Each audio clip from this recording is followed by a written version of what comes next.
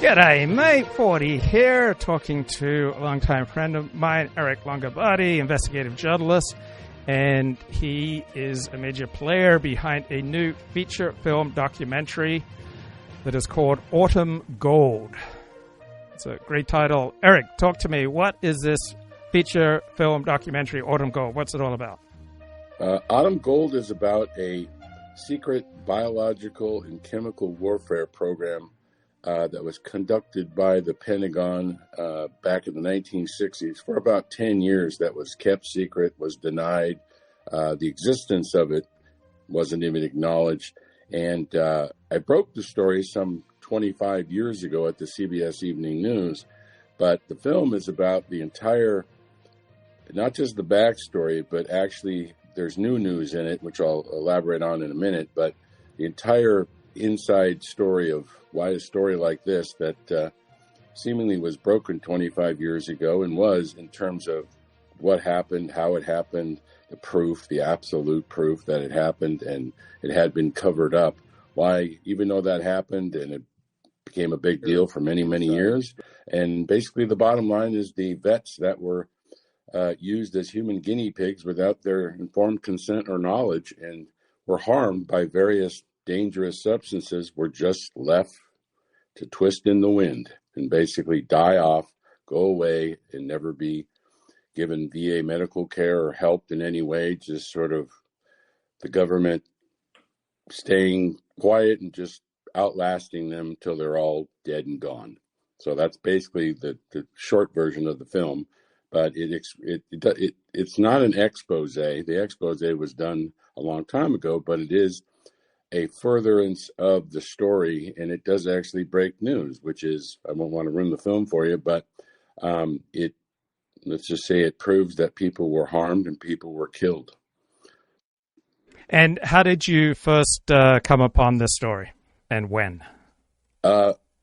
Literally when I was starting my career as an investigative producer and investigative journalist back in 1993. I got a tip, the straight up tip, that came not from the guy involved, but from his brother-in-law, who told me his brother-in-law saw some really strange stuff when he was in the Navy back in 1963 and was doing some duty off of Hawaii on his ship called the USS Navarro. And he said, I should give his brother-in-law a call.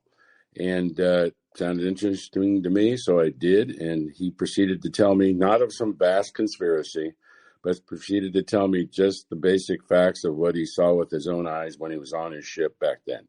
And what he saw always got his attention and concerned him because it was pretty basic, pretty, stuff that just said, wow, I never, there were guys with gas masks coming on the ship, installing various machines that he had never seen before and never seen guys walking around the ship with gas masks on. And the short and sweet of it was when he asked them, what are you guys doing? They said, shut up and go back to work.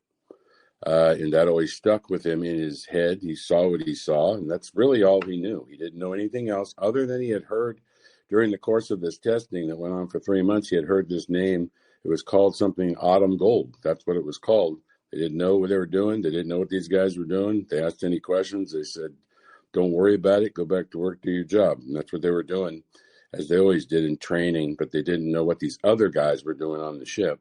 And so it always stuck with him. It seemed to him to be a lot out of the ordinary, and he didn't know what was going on. So he, long after that point, he had some issues with his kids and some health issues, and he wondered what this thing was all about. And when he asked, they told him it didn't exist. Now, where were you professionally? Like, who were you working for when you first got this story? I was in New York. I was working for a new news magazine show called American Journal, and I was with the investigative unit. And I'd been working there a little bit, but the show had I don't even think it had gone on the air yet. It may have just gone on the air. And I got this tip. I started looking into it, and took a long time. It took 6 years to break the story, but piece by piece, crumb by crumb, the facts led me to getting some classified documents declassified and released to me. And lo and behold, they proved, not entirely, but they proved it happened. They proved when it happened, where it happened, who was involved, what the basic outlines of the testing was. And the real thing that made it a big story was the document themselves. Just one document, one test report that had never been seen before and was classified, said they used human test subjects. It was literally, I don't make any great claim to fame that investigative reporting requires exceptional intelligence. It just requires a lot of perseverance and fortitude. In the document, it showed they used human test subjects. And what Mr. Bates and everybody else told me was nobody told them that. Nobody told them they were test subjects. They just were on a ship doing their duty, and guys came on and did what they did, and they didn't know what they were doing. Another guy... Sorry, go ahead. What year did these incidents take place? Autumn Gold took place in May of 1963 for about 3 months. There was one test before that, but the reason why the film's called Autumn Gold is because this particular test, Autumn Gold, was the smoking gun proof that, in fact, it had happened that they used human test subjects in this bigger testing program called Project Shad, as not by inadvertently, like if you're familiar with Agent Orange or a lot of the other toxic exposures to veterans and to servicemen. What made this unique and made it the first time ever that it was proven that they, by design and by protocol, meaning for the purposes of the test, they did this on purpose. It wasn't an accident. It wasn't inadvertently exposing someone just because they happened to be under the cloud, like in Agent Orange. They're defoliating the jungle, and anybody down in the jungle will get exposed. They actually did this test on purpose to expose men to the substances. And then the real smoking gun part was another guy named George Arnold, who, once they sprayed the ship, and they did this over months or 3 months multiple times, when they were done with that spraying, when an airplane flew over and sprayed the ship, he happened to have a job that was on the outside of the ship. And he saw the plane, and he literally felt the mist hit his face. And he said it was like a fog, and he felt it like little droplets. And shortly thereafter, someone ordered him to blow in a tube and give a gargle sample and take a throat swab. And when he said, "What's that for?" they said blankly, "Shut up and go back to work." So it's really a kind of a simple deal in the end, but very secret, very never acknowledged. And, they did a human guinea pig test and didn't tell the guys they were using them. And why would they do these tests? What was the purpose? The purpose of Project Shad was twofold. It was at the time during the Cold War, when it started in the 1960s. It started with Kennedy and ended with Nixon 10, 11 years later. The purpose was, it was a hot and heavy Cold War race, just like with nuclear weapons, to utilize these new weapons of chemical and biological warfare as an effective weapon. So the purpose was twofold, both offensive and defensive. The program still today is mostly classified. The only revealing of it has been basically the story. And the purpose was both offensive and defensive. And the offensive part was nothing wrong with testing a weapon. I don't have any adverse thing, just like with nuclear weapons, but it was so dangerous that it was all top secret, and the utilization of it as a weapon was offensive. Then also the fine line between offensive and defensive. The reason why you want to, if you want to do a human test to see how much anthrax or VX nerve gas or anything else gets into a human's lungs and their respiratory system, best way to do it is spray a human. A machine can tell you a lot. Mechanical sampling device, or as the head of this program ultimately says, you'll see in this film, human samplers. I mean, if you want to test things on human beings, the best way to do it is use human beings. You can't really argue with that scientifically. You can on a lot of other grounds like ethics and that kind of stuff, but that's what they did. And what's the relationship between Project Shad and Project 112? Project 112 was the overreaching program that did a lot of things.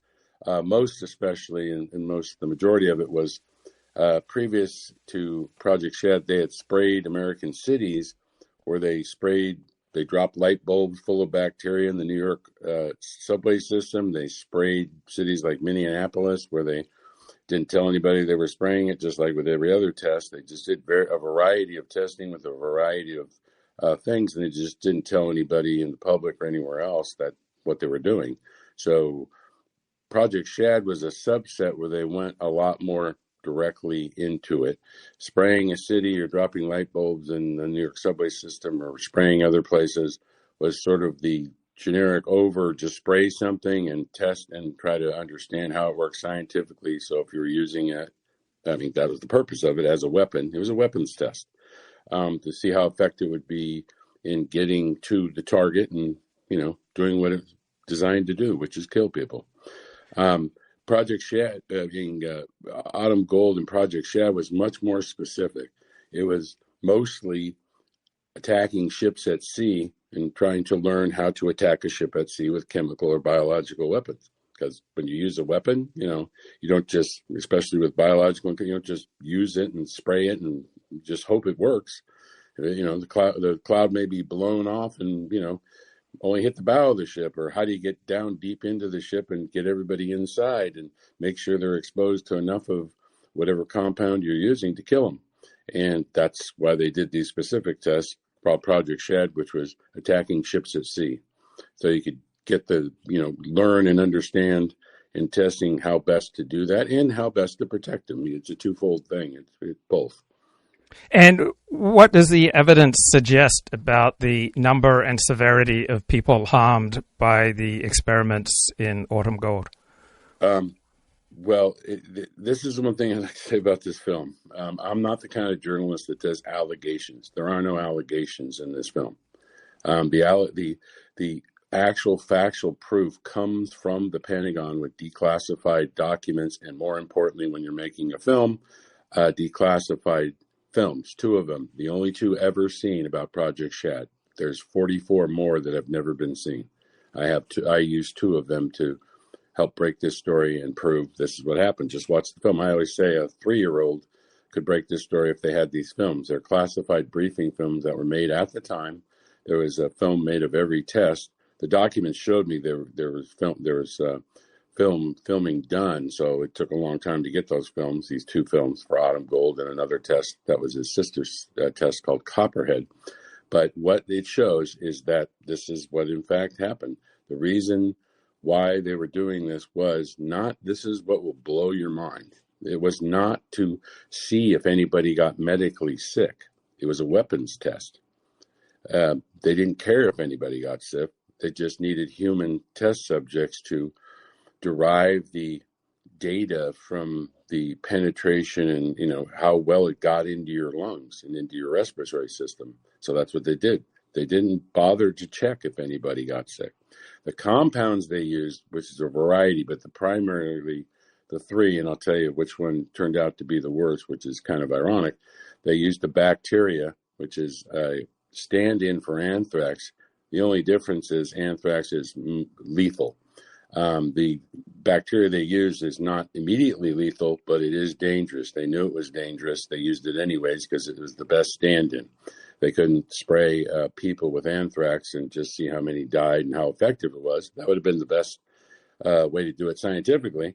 They did do that with rhesus monkeys. They killed a lot of monkeys doing that, but they didn't use anthrax on the humans. They used a stand-in bacterium, which is, for all intents and purposes, the same thing other than its lethality.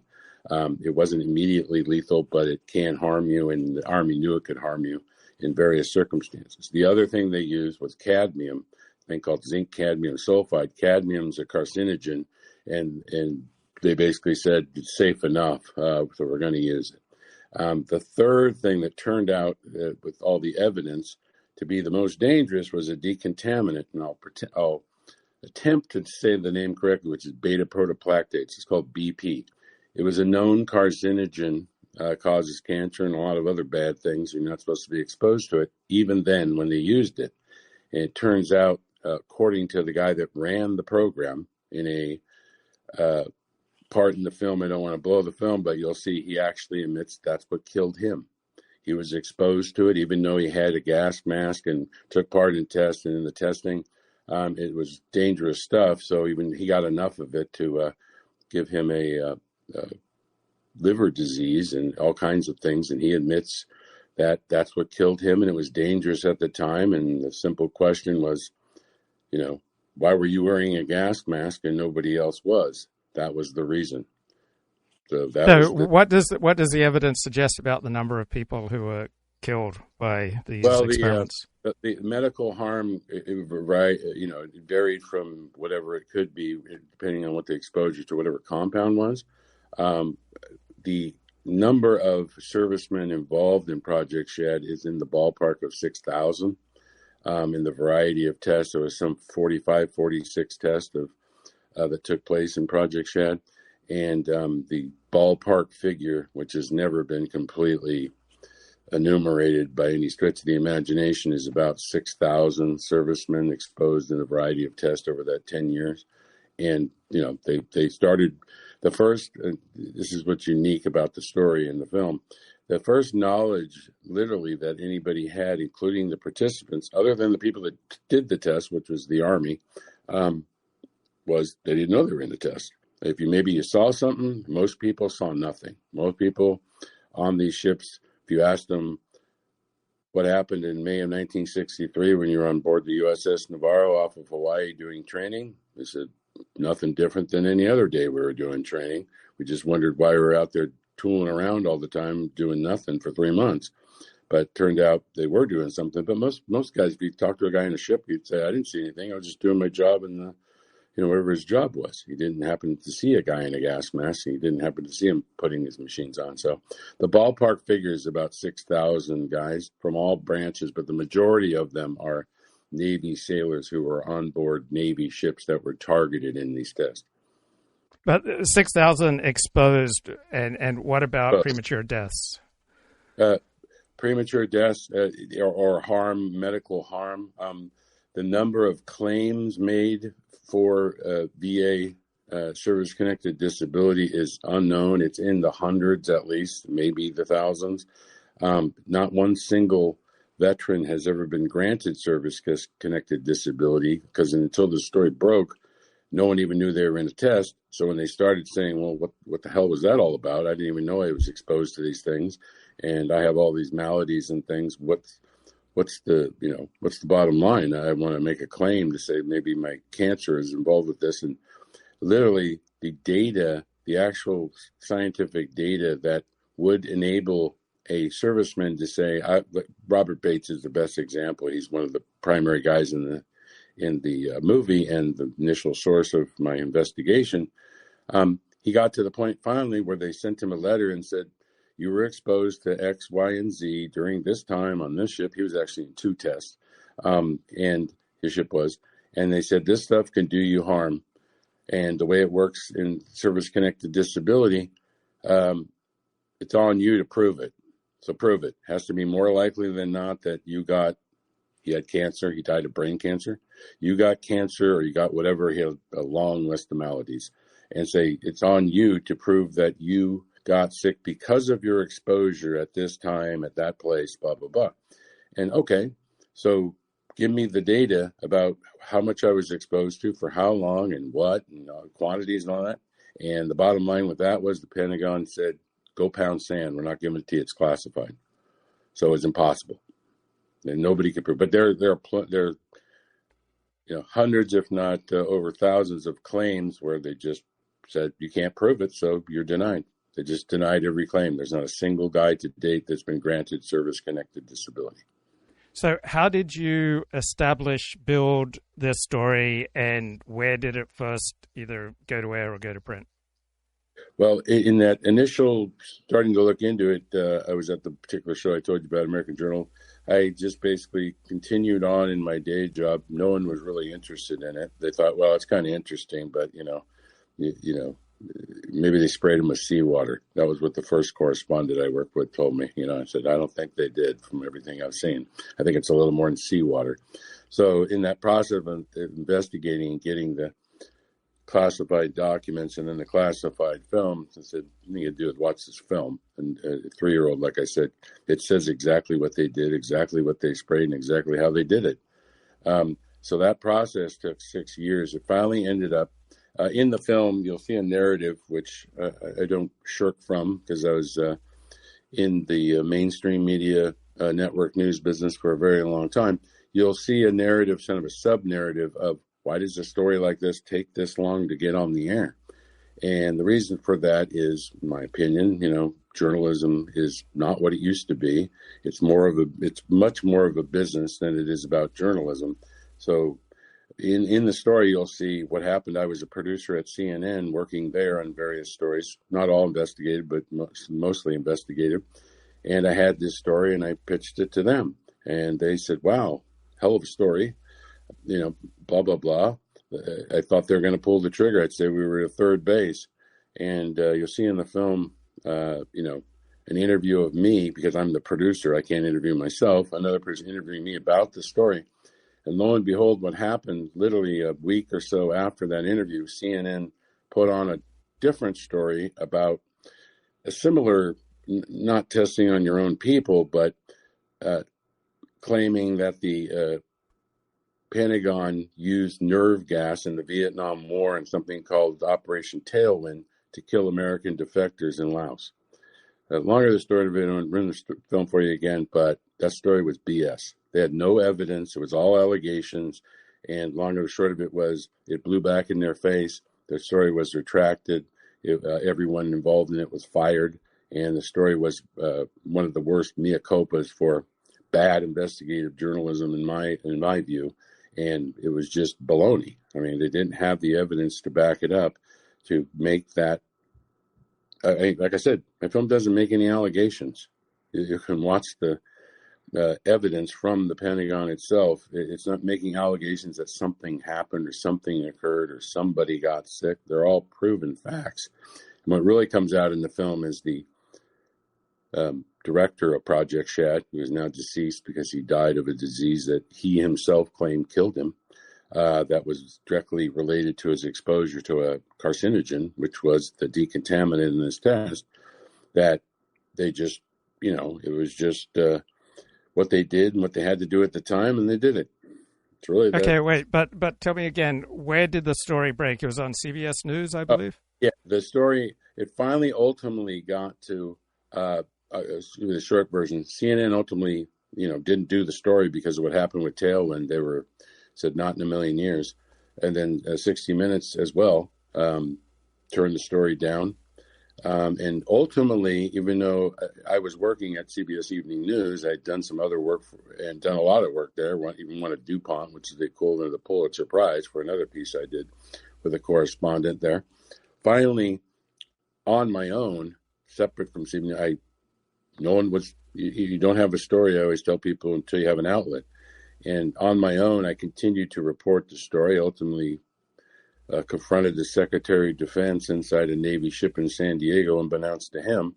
And that finally forced the Pentagon to acknowledge it. So I finally got the story on the bottom line was the story finally got the green light on the CBS Evening News, and me and a correspondent named Vince Gonzalez did the story, and it went on the air.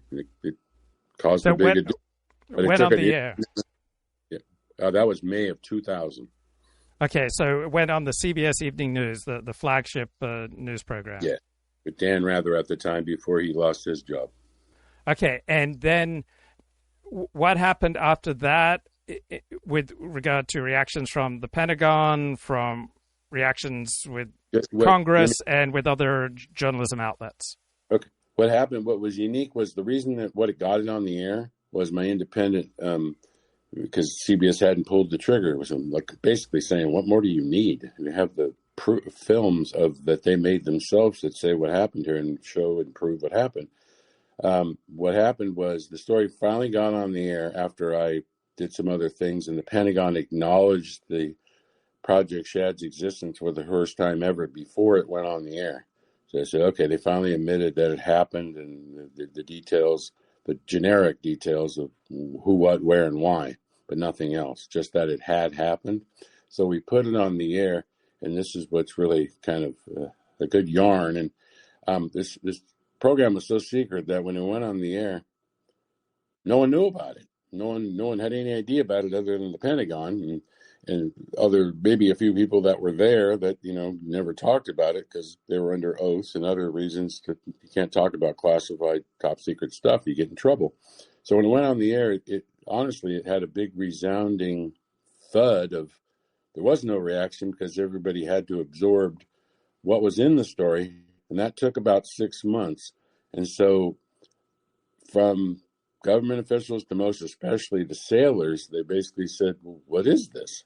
What the hell is all this stuff? I just saw this story that said I was using a human guinea pig, and there's the films of it, and there's all the documents to prove it.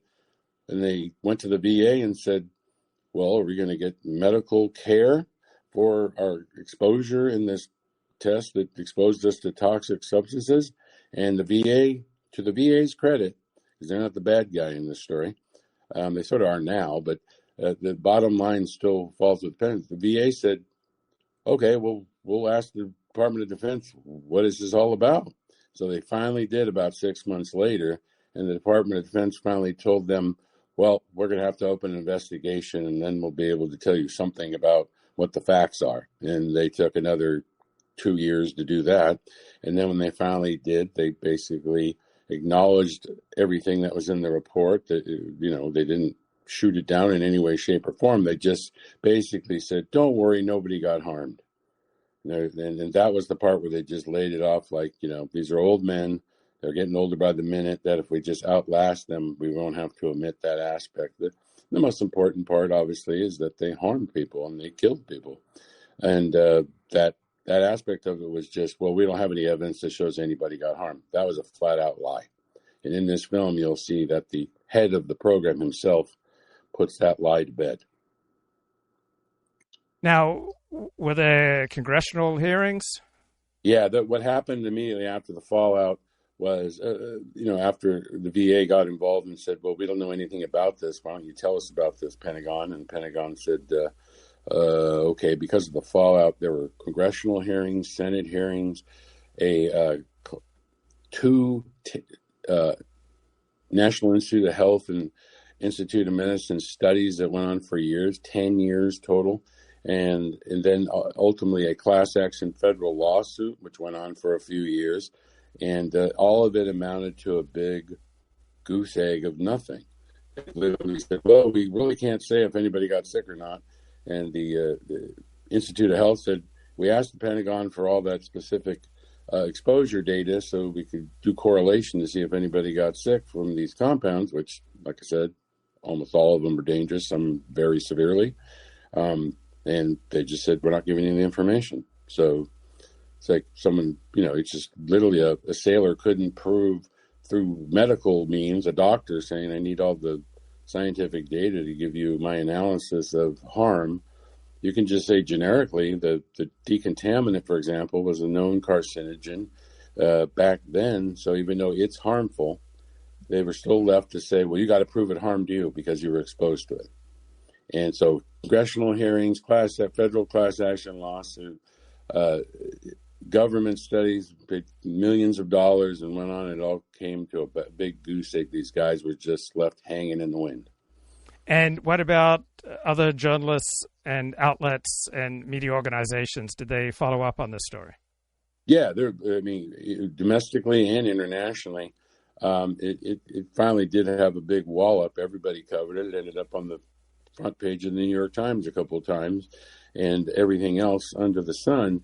But the bottom line was the level of the interest was there, but the level of investigative reporting as follow-up by anybody else was pretty much non-existent. It was sort of like, well, it happened a long time ago. And, honestly, my personal opinion is that everyone says, well, everybody knows the government does bad stuff.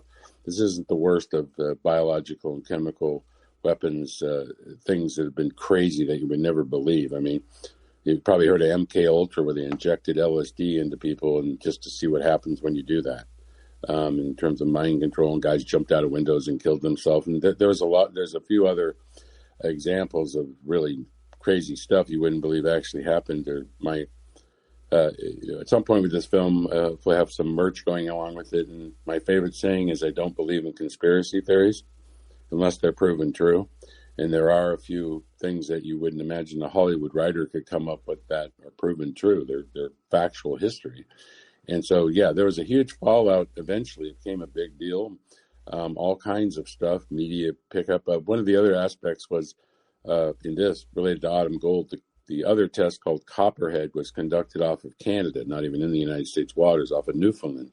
So they got very interested in it. They picked it up and covered the CBC, covered it a lot. They had me on their national newscast and everything else. But the bottom line with it is there was a lot of media pickup afterwards, but the depth of it was pretty limited. Just, wow, that's a pretty amazing story. They used human guinea pigs in America without their consent and just basically said, don't worry, nobody got harmed. And how does this feature film further the story? Does it break news? Yeah, it breaks news. Without ruining the film, it actually provides the head of Project Shad admits that it killed him and others were exposed to the same thing that killed him, which was a decontaminant that turned out to be much more dangerous and deadly than any of the other compounds, which were dangerous. This turned out to be the most dangerous, and it's the reason why the very limited cadre of people conducting the test for the Army and the Project 112 Shad were wearing gas masks. They knew it at the time. And I'll give you one little nugget from the film. When asked, okay, I mean, it's not rocket science, asked, why were you wearing a gas mask?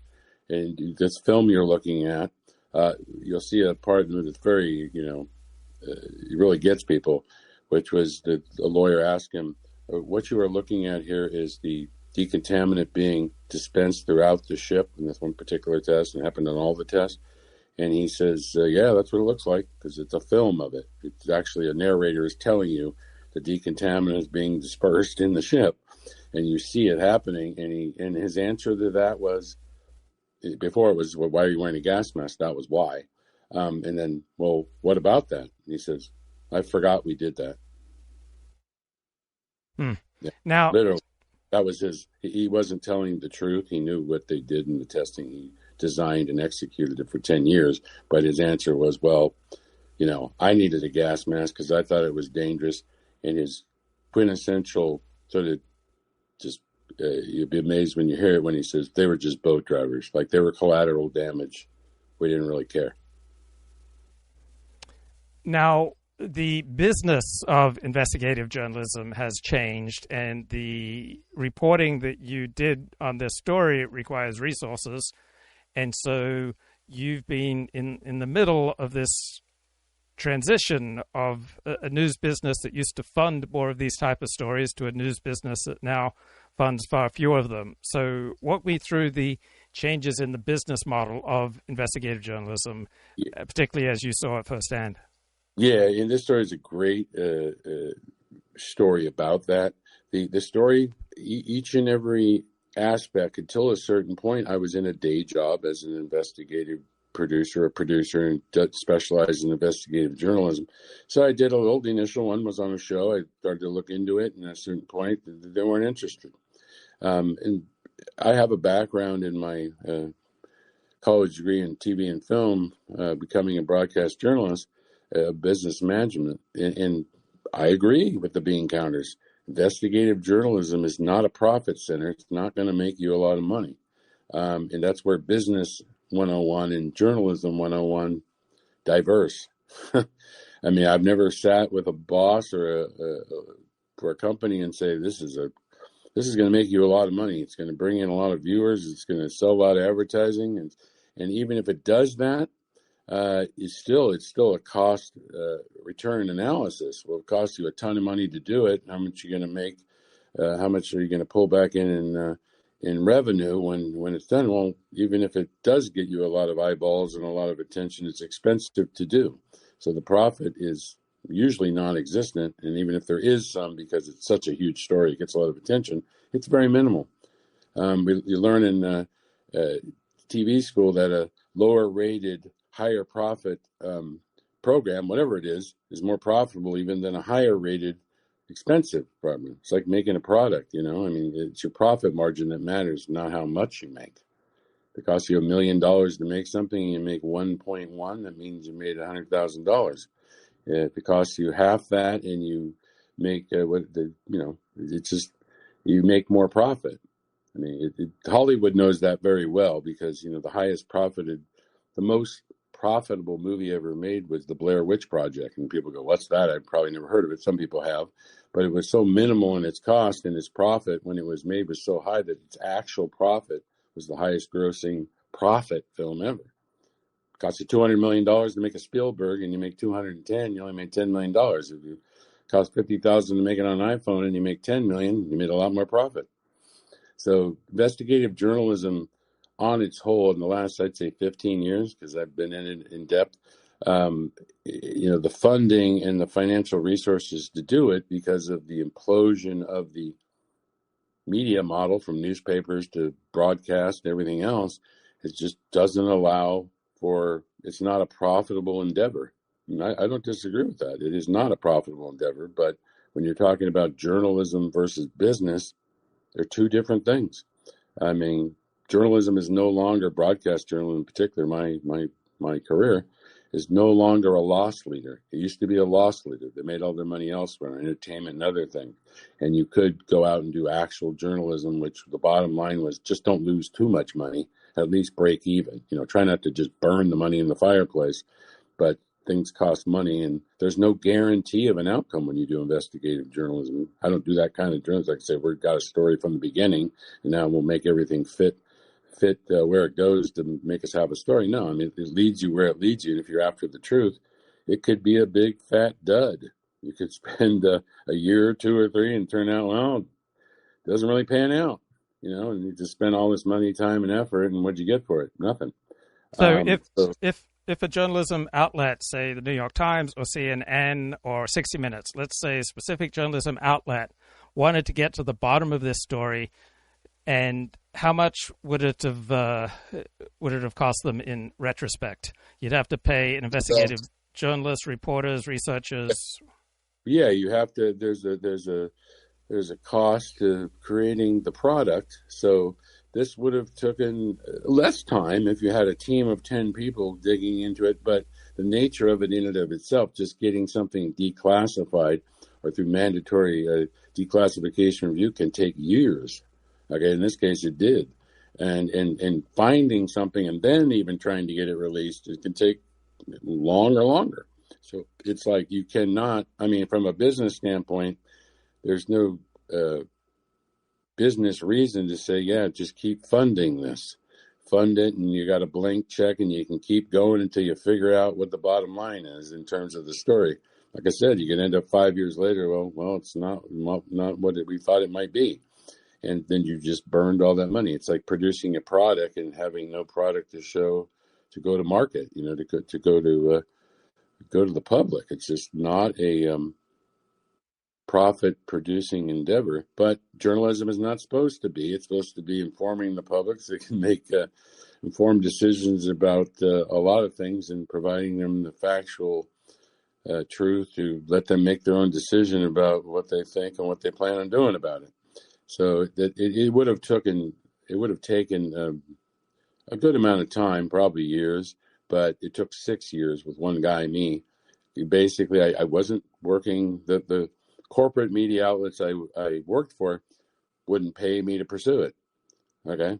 I had a day job to do in producing whatever stories they wanted. And people always get this wrong when they talk about the vast, for example, left-wing media conspiracy. That most people in the media are liberal, but it's not a, this is the story you're going to do, so do it. This is the story where you're not going to do, we're not going to allow that story. That happens, but the bottom line is it's just do the stories that we want to get on the air for the purposes of creating an audience and making money. They didn't have to do that before. Now, past 15 years, they're a business just like every other business. The motive is profit, and you do what, like with any business, will make you money and get you customers. So if there had been a clear bad guy who was doing this bad thing, it would have made the story more sexy, I expect. So let's say it was a KKK group that did this, or Chinese spies, or Soviet spies that did this. Or a narrative, yeah. Pushing a narrative is a thing. In this particular story, I can tell you that because the CNN Tailwind story, blew up in their face, they just said, we're not touching this story. We don't care what you have. And I'm not joking, that it's just basically I had the goods, and they just said, we're not touching this story. We don't care. But at CBS News, it wasn't much different there, but to their credit, they just basically, when I had everything and anything you could have, and it was indisputably, I would just say you could prove it in a court of law, they said, okay, we'll do it. But I say this with not having any future designs on the mainstream media as a career. They really, either way, whether it went good or went bad in the end, either way, the bosses, that wasn't their main concern. Their main concern was generating an audience. So if it turned out to blow up in their face, oh, well, we didn't want that to happen. If it turned out to be absolutely true, and like this story, and, wins awards and whatever, and is true, that's better. That's better than getting it blowing up in your face. You don't want that to happen. You don't want to have to fire your own journalist for incompetence or negligence. But either way, they didn't care. What they really care about is getting a story on the air that's going to draw an audience and make money. I mean, when I produced stories as a producer of news magazines, the first thing they would ask you once the business started to go down was, what's the story going to cost? If it was 2 blocks away and it didn't cost much money, well, that's a better story. If it requires going halfway around the world and spending all kinds of money just to get the story or do interviews or just the production aspect, then that story is a lot less likely to ever get done because it's just not profitable. Or the way the business went, for example, I worked for Brian Ross at ABC News. He lost his job too for making a big mistake. Investigative journalism in the networks, this is sort of the dirty little secret that I tell readily now. The investigative journalism became so expensive, it's so expensive with a lack of a profit incentive that they outsourced it. Just like most people go to the movies, almost every movie you see from Warner Brothers or Universal is not made by Warner Brothers or Universal. It's made by independent producers. They license it, they distribute it, they do all the other stuff, but it's not owned by them. It's owned by the independent because it's too costly to have 10 producers and 20 cameramen and then writers and editors and everything else you need to produce something, and it's too expensive, so it's outsourced. Investigative journalism, starting in about when I was doing it, all my career was done at regular corporate media jobs. I was an employee of a corporate media outlet, and I did my job. If they liked me, I kept my job. They didn't like me, I've never been fired, but if I wasn't happy with their journalistic integrity, as opposed to Scott Pelley, I left. Walk me through your employers, and then tell me when your employment situation changed from employee to contract. So with regard to investigative journalism, walk me through your employers when you were an employee. A good example of it is at CBS News, where I worked for about 2.5 years. I was what's called, most people in their regular day job, whatever that happens to be, they understand the difference between an employee and a independent contractor. Although I was an employee of CBS News, I got a check, W-2, meaning the law says I'm an employee. I didn't get benefits. I didn't get the thing of which you had if you were a full-time staff employee. Most people in broadcast journalism have a contract, even producers. The contracts for whatever it is, 1, 2, 3 years, and you have a contract. I was in-house working at my desk at CBS Evening News Bureau in Los Angeles. I got paid every week just like everybody else, but I didn't get benefits. So technically, legally, I was an employee, but technically I wasn't the same as a corporate employee under the auspices of a corporation. So when I did my work as an investigative journalist, most people won't believe this, but it's absolutely true. And it came to be, there wasn't a lot of guys doing what I did, but the kind of work I do was expensive. And so I owned the story. This particular story about Project Shad was now the film called Autumn Gold. I own. The only thing you saw when you watched the evening news with Dan Rather, this 2-part investigative report, the only thing CBS, the corporation, owned was the stuff that they shot themselves with the correspondent, where a cameraman for CBS shot him standing up and talking to the camera. They stand up, we call it in the business. That's the only thing they own. That's their product. They own the video that was shot by their cameraman and the reporter standing in front of the camera doing a voiceover. Everything else that went into the story, the reporter product, the government films, the documents that were in my possession and my reporters' notebooks and all my work product, we call it. It's all owned by me. The story was basically owned by me. I didn't own what went on the air, but I did own what was contained within it. And when we did those stories and multiple follow-ups, they had to pay me for that. I had a contract. Just like they pay you to show up for work every day when you work for a corporation. If they don't pay you, you don't show up. And if they say show up and you're not going to get paid, we all know what everybody says. I'm not showing up. Okay, wait. Let me try again, Eric, because you didn't Sure. answer my question. I asked you to walk me through your corporate career. So you started out at this independent news magazine. So walk me through your employers during those. Okay, I'll walk you through it. It's not independent. They're all corporate media, mainstream media outlets. I started at American Journal in New York, which was a show produced by King World.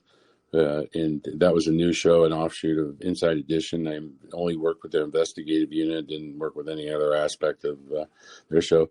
Then I went to a CBS show here in Los Angeles when I came back from there, which was a nationally syndicated show called Day and Date, which was owned and produced by CBS Syndication, CBS, the corporation.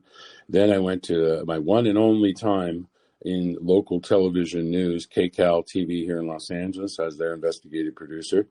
And then after that, I started working. So there were some other smaller things in between, which were all just regular 9 to 5 or more with journalism, but, corporate owners, and you're an employee, just standard employee job for a corporation, media corporation.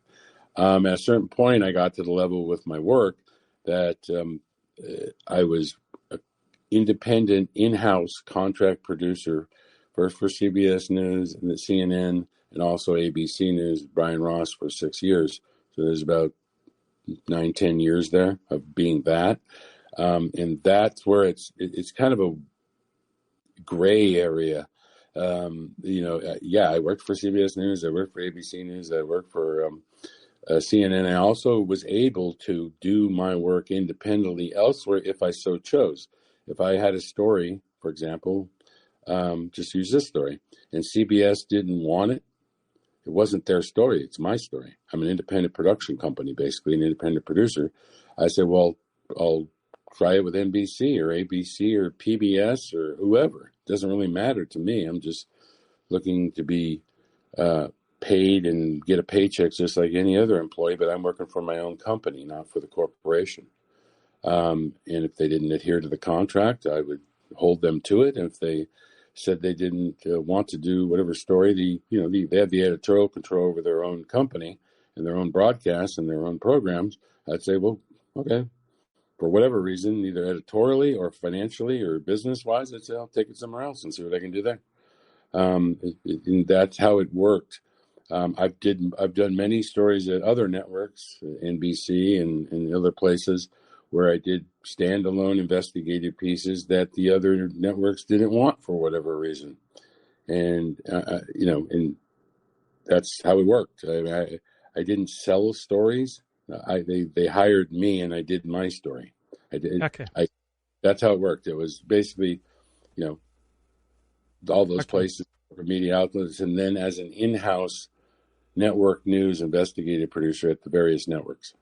Now, how did Autumn Gold come together? Were you the driving force behind it, looking for funding for a feature film, or how did it come together? Yeah, absolutely. Even from the beginning, I just had a personal notion that this should be a documentary. It's that amazing of a story. I mean, proving that human guinea pigs were on purpose used by the U.S. government, never been done before. The story was such a yarn. I mean, it's a real page turner, or a plot turner, as you call it in films. It was just like, this needs to be more than in network news. You get 6 minutes if you're lucky, and to tell a story like this in a couple of 3-minute news segments, or even in a news magazine where maybe you get 8 minutes, it just wasn't really possible to fully tell the story and all the amazing twists and turns and the aspects of the story itself and what happened and all kind of. I just knew it had to be a documentary. So at a certain point, while I was in my day job seeking to get this story on the air in the network news, as an investigative expose, just, prove it happened and blow people out of the water with, you won't believe this. I got some funding from a thing called the Fund for Investigative Journalism, where they gave me $10,000. And that's where I was able to initiate the production of the actual story itself, whether it turned out to, what you saw on the CBS Evening News were interviews owned by me. Okay. What you see in the film is you'll see some of those same interviews and additional stuff. But that it's just the material itself, the product per se, is the same. It just matters how it's packaged, or we say smoke and mirrors.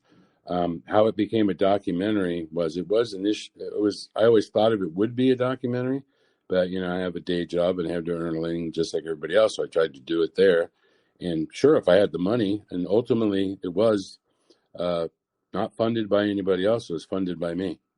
I paid for the thing in full. And the reason I did that was because I think it's an amazing story, proven true, that these guys got royally screwed over and been left to die by the U.S. government. I just don't think that's something that should be allowed to occur. And I think the mainstream media should jump all over this story, but they won't. It's not the primary motivating factor why they do stories anymore. I mean, I've had other experiences of that being a network investigative producer. I'll give you a good example.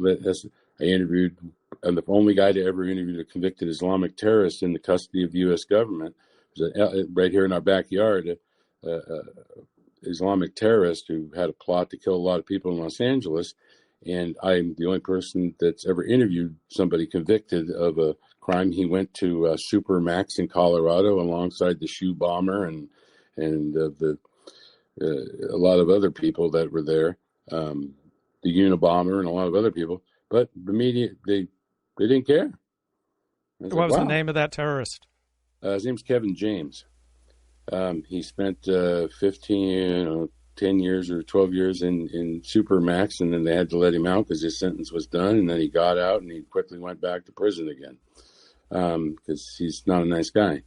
But I investigated that story for ABC News, and when I got the goods and got the interview with him and had him on tape, they literally, just for a layman's version, said, we don't think it's going to generate enough audience, so we're not going to do it.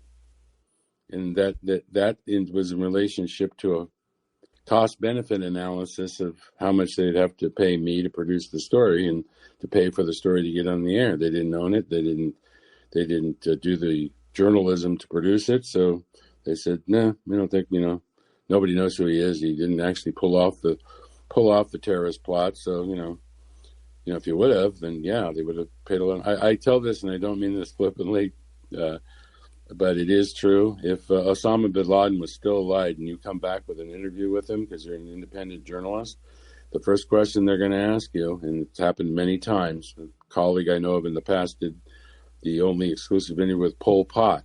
When he came back, it's how much is it going to cost us? There's no dispute about whether it's credible journalism, right? There's no dispute about whether it's important and should be, seen by the public as a piece of journalism. That's a given. The only question is a business question: what's it going to cost, and what's it going to do for us business-wise? So, the network news business got to the point where they basically said we can't afford to do this anymore. What our in-house employees, which used to be, say they had, just pick a number, 5 producers. Now they had 2. They had experienced producers with 40 years under their belt. Now they have a 25-year-old making 30% of what the experienced guy used to make. And news is what is produced by the corporation and the media outlet, not just journalistically what is news. It was our product is what we produce. That's the only way we can make any money with it. You can't just say, well, this story must go on the air and we have to pay X amount of dollars to produce it. It's not. I agree with them. It's not a smart business model. Yeah, it's not going to make it. What's your reaction to all the hubbub over CBS News, Bari, Weiss, Scott Pelley, 60 Minutes? Well, like I said, I've had experiences in network news where one of two things happens. You have some And it's normal to have editorial differences with your editors or whoever else to say, well, I don't think that's enough or whatever, and you differ. And then there's the ones where they just say, yeah, it's enough. It's a great story. And so what? The bottom line with us is, what's the bottom line? You know, are we going to be able to generate a news story that's going to do good for the bottom line? Those are two different things. I've had experiences where they just say, yeah, you're correct. You're telling the truth. You could prove it in court of law. We'll win any lawsuit that comes our way. But guess what? No, I'll tell you a very specific one. You'll like them. It's kind of funny. I like to use humor, but this is a true story where I did an investigation of Deepak Chopra. It wasn't even my story. I was assigned to it. He was a very well-to-do new age guru and a very rich guy, but he's not as rich as Oprah. And Oprah was his good friend. Is how he got his start in terms of being a media mogul of sorts. And King World, the company I worked for, made 98% of all their money for syndicating Oprah's show, which, you know, as everybody knows, is Oprah's a billionaire. So they made a ton of money. It was their number one source of revenue. They called us in and said, okay, what are you guys doing? Because we would say, you know, we're journalists. We're doing what we do. And when we come to put our story on, you know, you own the company. Here it is. Put it on. Do whatever you want to do with it. It's your company. And they said, what are you guys doing? And we explained to them what we were doing and what our evidence was and what the story we were going to put on the air was. And they literally said, okay, you're doing your job. You journalists go, here's what you can say. You can put that in the story. You can't put that in the story. You can put this in the story. You can't put that in the story. And we, as journalists, say, why the hell not, right? It's true. I can prove it. And you should put it on the air. And I got the best, no argument with it at all, because my background in business, long before as a journalist and with my media thing, was the lawyer explained to me, here's what will happen. You put this story on the air with the facts and everything else that you can back up. We will get sued, and we will win the case, because truth is an ultimate defense in any slander or defamation case. And we'll win the case because you guys have the goods and you can prove it. But guess what will happen, Eric? And I said, what? And he said, we will be out of business because Oprah has so much money that we will be bankrupt when she's done with us, and she'll just keep on going. Even though technically it's like winning, you know, a civil case and you win $1. You know, you got the moral victory, but, you know, what good is that when you're out of business and you're broke or you're bankrupt, right? You technically won the case legally, but, you know, money talks and you know what walks. So I looked at him and said, I can't argue with that. I've been a businessman before. I can understand the bottom line business perspective of a corporation. But I'm a journalist, so I disagree. I object. But I couldn't object with the business perspective. It's true. I mean, it is a business. And these days, in the past 15 years, I believe it's become so much of a business that I've said this in the past. I think I got quoted once in notable quotables. Journalism is but an afterthought. So with Scott Pelley and 60 Minutes and all that, I'm pretty much a heretic saying, I believe Scott Pelley is a very good journalist. He may have his biases that lean one way or whatever, but he attempts to be a journalist, I believe, in as much as you can, as much as anybody can, in an objective, fair way. But the bottom line is he's not the first. When you mess with the corporate bottom line, I don't care if it's for journalistic integrity. I don't care if it's for Tucker Carlson costing them tens of millions of dollars because of what he said on the air. He got fired. Dan Rather got fired. Brian Ross got fired. And there's a long list of people that got fired. But the overriding reason they got terminated or let go or were in conflict with the media corporation was the bottom line. So my opinion of Scott Pelley was, if he really had wanted to keep his journalistic integrity intact, he would have just said, I disagree with what's going on here for whatever reason. It doesn't really matter. And say, I disagree, and I resign. You know, go work somewhere else. He's not entitled to a job at CBS News or anywhere else. Go do your own thing. Go get a job somewhere else, whatever. You just say, that's further than I can go. It applies to everybody for a variety of reasons. And anybody that messes with the corporate bottom line, everybody in everyday jobs knows, if you go to the boss and say, you're unqualified, I think you suck, and you shouldn't be in your job, and this place sucks, and everything you're doing is wrong, what's going to happen to you? You're going to get fired. It's their company, even if it does suck, even if it's true, even if they hired a journalism student from USC to run the place.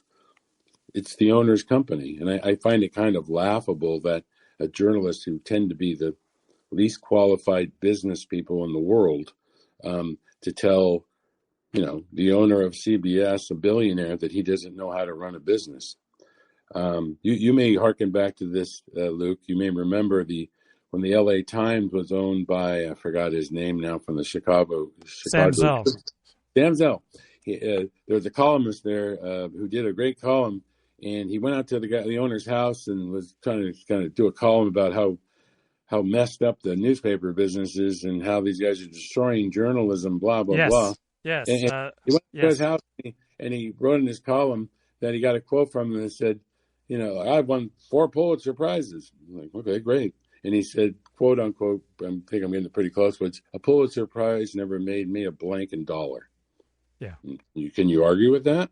I mean, yeah. Awards for journalism are, PR and marketing. I learned a long time ago that's good for a career to have good PR and marketing for your skills and experience as a journalist, but that's all they are. They're not it's not a licensed profession where you say, I have 3 DuPonts or 3 Pulitzers, you can't fire me. Yeah, you can. You don't own the company. You're just an employee. Even if he said to his face, this is what we're doing. We're firing everybody and we're putting in 23-year-olds to run this show. You'd say, oh my God, you guys don't give a crap about journalism or anything else. But to say it's your company, you can do whatever you want. I guess I'll have to go somewhere else. Yeah. That's journalism. The corporate media business is a business 100% now, in my opinion. So how can you argue with Business 101 and make your argument journalism 101? They're 2 entirely different things. Yep. Okay, Eric, any final words before I move on? The film won what's unique about the film, it hasn't premiered. It's having its world premiere on June 26th in the biggest film festival in Los Angeles and one of the biggest ones in the United States called Dances with Films.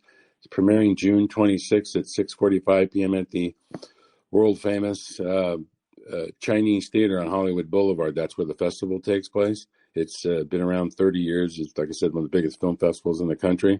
Its world premiere is the 26th at 6:45 p.m. and people can buy tickets to come see it.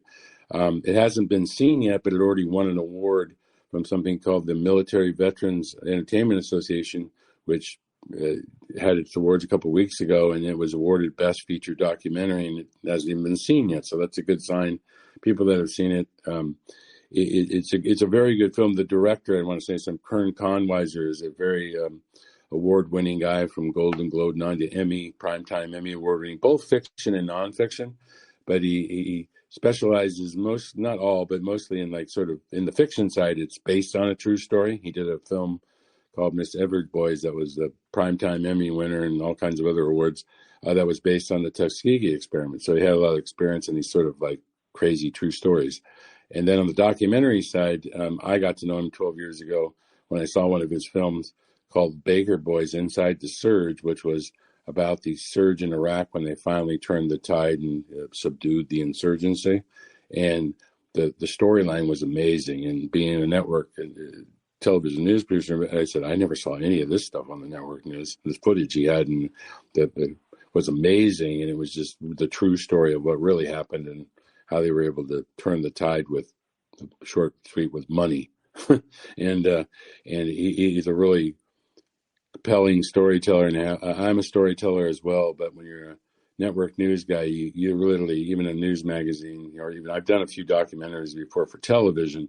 If you go past 30 minutes, you got to have a lot of creative storytelling abilities to keep somebody from falling asleep. Everybody goes to the movies, even great movie makers. At some point, you're kind of getting a little dozy, right? It's really hard to keep people's attention for an hour and a half or 2 hours, and with a compelling narrative and twist and plot. And this story has an amazing amount of true ones where Hollywood scriptwriters couldn't dream them up. And I always say, life is truer than fiction. So I'd say go see the movie. And we're just getting started. This is our world premiere, and it'll be throughout film festivals throughout the country for the next year, and then hopefully much wider distribution and direct to the point of the film, and the reason why I made it was to fully disclose the truth about this and get these guys the VA medical care they earned when they joined the military.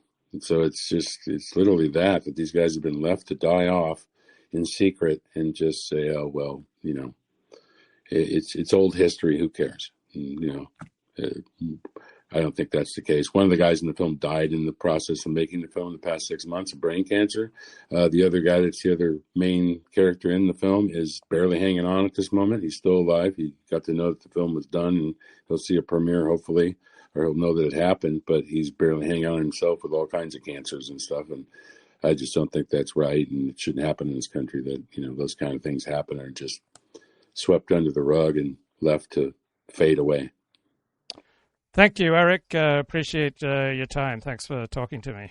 All right. Thanks, Luke. Okay, man. I got something to tell you off camera, but yeah. Well, I'll talk to you later.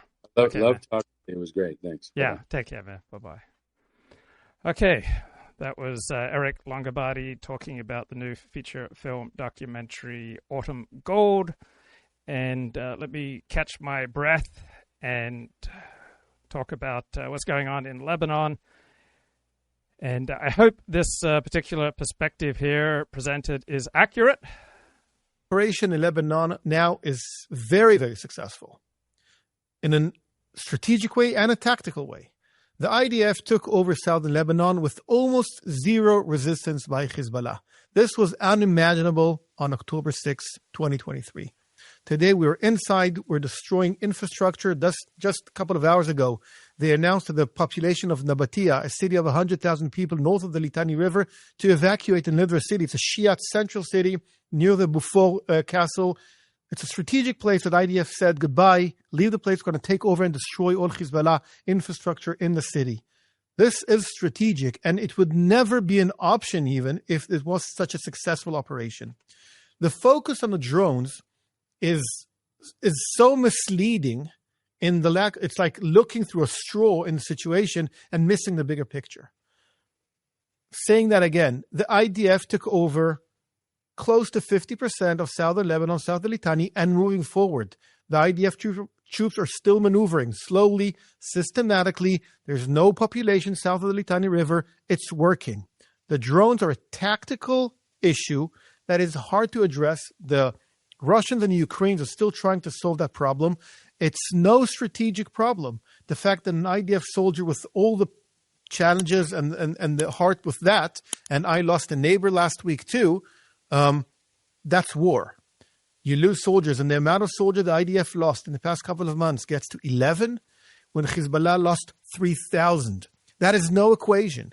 The IDF strategically are moving in southern Lebanon, and for once and for all solving the deep cancer that the state of Lebanon has, aka Hezbollah, which is a subsidiary of Iran, but now the head of the snake is addressed by America and Israel, and the snake, the body of the snake, part of it, Hezbollah, is addressed by Israel.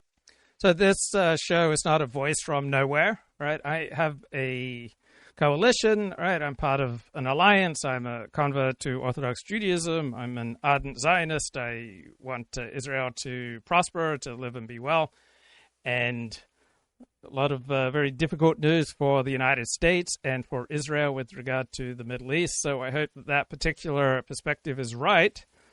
But I just wanted to be open. That argument, right, that opinion, that analysis, it feels good to me because I want to believe that Israel and the United States are triumphing over their enemies, and overall the news is pretty grim these days. So I hope we are all in an alliance, in a tribe, because we evolved to live within a tribe. We evolved to be connected to the people close to us, and our evolved mechanisms for morality, for detecting who to trust and who to distrust, who to love and to hate, to whom do we deploy empathy. These are adaptations that are developed to serve us with particular people who are close to us, people within our tribe or coalition. There is no evolutionary advantage in standing up for abstract truths, standing up for abstract principles, for standing up for abstract groups on the other side of the world who can't help you or hurt you. There's no evolutionary advantage. So one of the fastest ways to cut clean to the truth is to ask, does a particular story make evolutionary sense? As a convert to Orthodox Judaism, right, I have joined a tribe. I have joined a coalition. As a convert to the United States of America, I am an American citizen who grew up in Australia. Right, I have joined a nation of people and an extended family. And so I sit within a particular coalition, I sit within a particular alliance. And with that alliance come all sorts of convenient beliefs. And any belief that undercuts my alliance position, my tribal position, is inconvenient and unprofitable. So when you hear someone giving opinions and commentary on what's going on in the world, ask what alliance protects them? What alliance are they a part of? Who provides them income and status and protection? And then what plain truths would cost them their position? And so you'll find that people rarely believe anything that is not convenient for them. And I find this in particular with regard to the Iran war. I am completely unaware of any major figure having any perspective on the Iran war that is outside of their particular coalition. Right? Everyone is only saying what their alliance, their coalition, their tribe predisposes them to say. Right? People who are primarily MAGA support Donald Trump. People who are anti-interventionist see this war as terrible. People opposed to Donald Trump, whether or not they previously called for war with Iran, they're opposed to this war. I cannot find one prominent personality whose view on this Iran war was not 100% predictable prior to the war. There are no facts. There are no developments. There's nothing going on in reality that has changed one famous opinion. I find that stunning. Everyone simply lines up with what is convenient. Everyone lines up with their tribe. And I can't even find one exception to that. Now, my own position is that I am agnostic on whether or not this attack on Israel by the United States and this attack on Iran by the United States and Israel is a good idea. That is my rational cognitive perspective. I am agnostic. My emotional perspective is quite different. Right? Emotionally, I am 100% on the side of these actions against Iran to destroy its nuclear program and to set back its missile program and to reduce its ability to be a source of trouble in the Middle East and for America and for Jews. So it's similar to my position on the Ukraine war. Cognitively, rationally, intellectually, I don't support or oppose aid to Ukraine. Emotionally, I am 100% on the side of Ukraine versus Russia. But when I think about it coolly, collectively, I see many problems in addition to many benefits to actively siding with Ukraine against Russia. I see many benefits and many dangers for the United States to go to war with Iran. So my heart pulls me one way and my mind says, I'm not so sure. But does it not stun you that there are no opinions on the Iran war by anyone prominent that cut against their alliance position? It just shows once again that while alliance theory may not be 100% true 100% of the time, obviously it cannot be, but it's pretty darn close, at least with regard to the Iran war, as far as I can tell. And notice too, when you think about it, the more famous someone gets, the more they do coalition work because they get pulled towards it. So I've had little bits of fame, and I notice that the more prominent you get, the more called you are to sign off on this and that and to work for a coalition. And if you're a truth optimizer, if you primarily seek what is true without regard to doing propaganda work for your coalition, there are very few people with that predisposition. And the first thing to recognize in this wider discussion is that doing work for your team, doing alliance work, doing coalition work, doing propaganda work, that is not the essence of anyone. It is a particular behavior. It's not the essential essence or property of a man. So that the same writer can do almost no alliance work on one subject and then a great deal of propaganda work on another. So look at John McWhorter. He's a columnist for the New York Times. And on matters of race and on matters of language, he says many things that are not well received by his left-of-center academic coalition. But when it comes to Donald Trump, when it comes to most questions of foreign policy, he does standard alliance work for the left. So the honest question here is not who is alliance-free, not who is just intrinsically a truth optimizer, but who is willing to break with his team and pay the price. And the brutal truth is that fame and low alliance work pull against each other. The more famous you are, the more likely you are to do coalition work. Coalitions amplify personalities who say what the coalitions want. You serve your particular coalition, whether it's right or left, MAGA, anti-MAGA, isolationist, interventionist. If you are a good servant of your coalition, then your servant will protect you. Your coalition will protect you and provide for you if you are useful.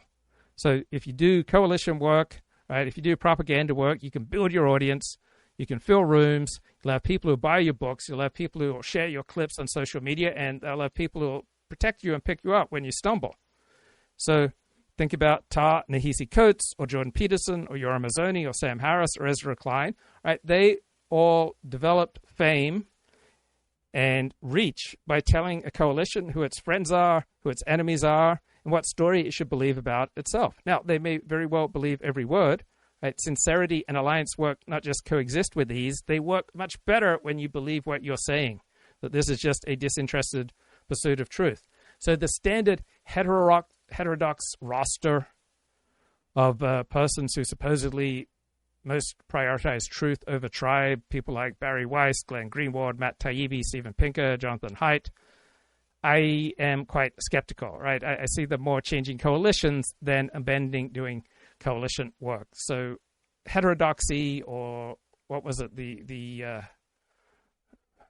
what were the Joe Rogan and those other figures, that dark alliance, the heterodox, they kind of hardened into a particular tribe about 2020, and now they have a major economy on Substack and on podcasts and on Rumble. They've got a donor class. They've got a set of enemies such as legacy newsrooms, most of academia, the universities, They have a canon of grievances, and they have loyalty tests of their own. So try praising the New York Times to this crowd, Try defending a campus speech code, and you won't get a very pleasant reception. So when an ally misbehaves, does this particular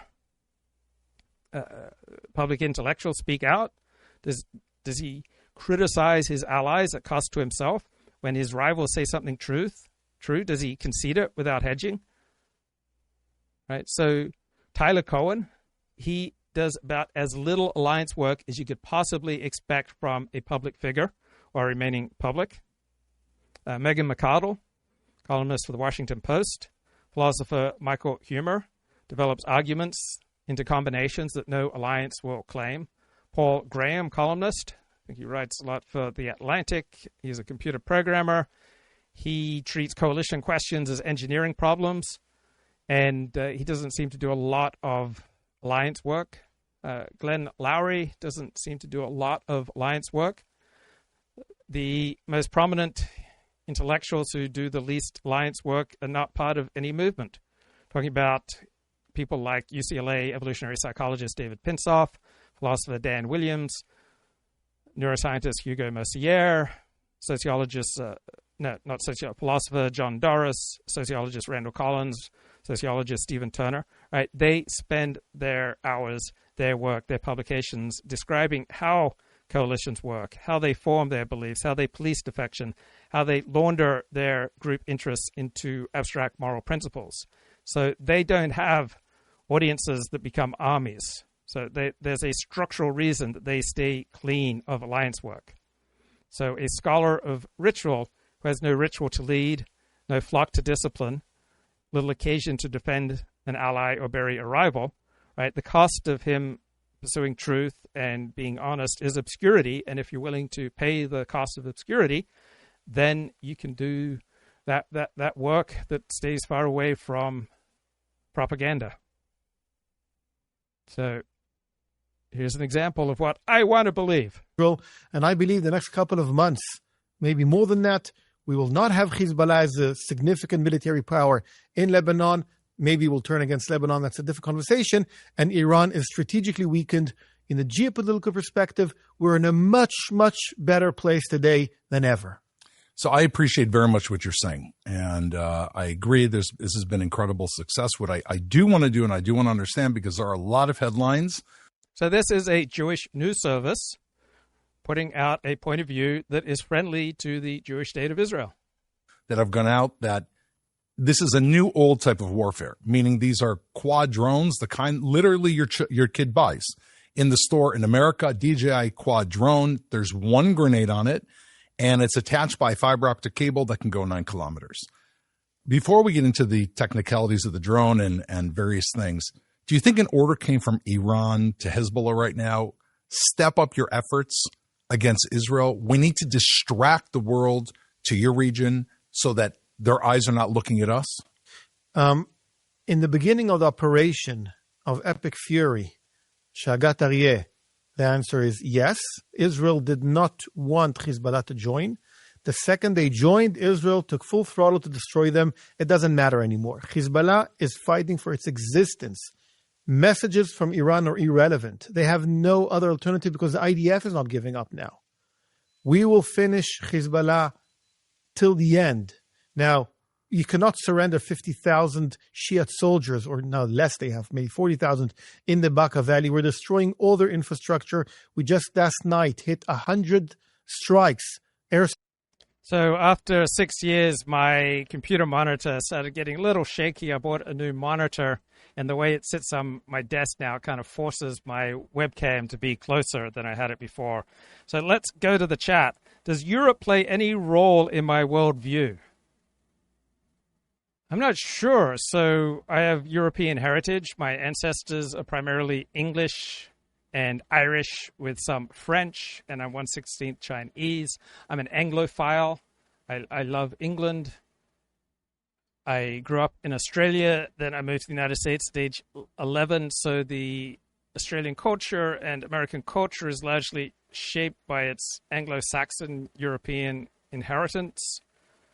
So the person in the chat says, we are pretty aggressively in support of Ukraine, but don't want trouble in the Middle East.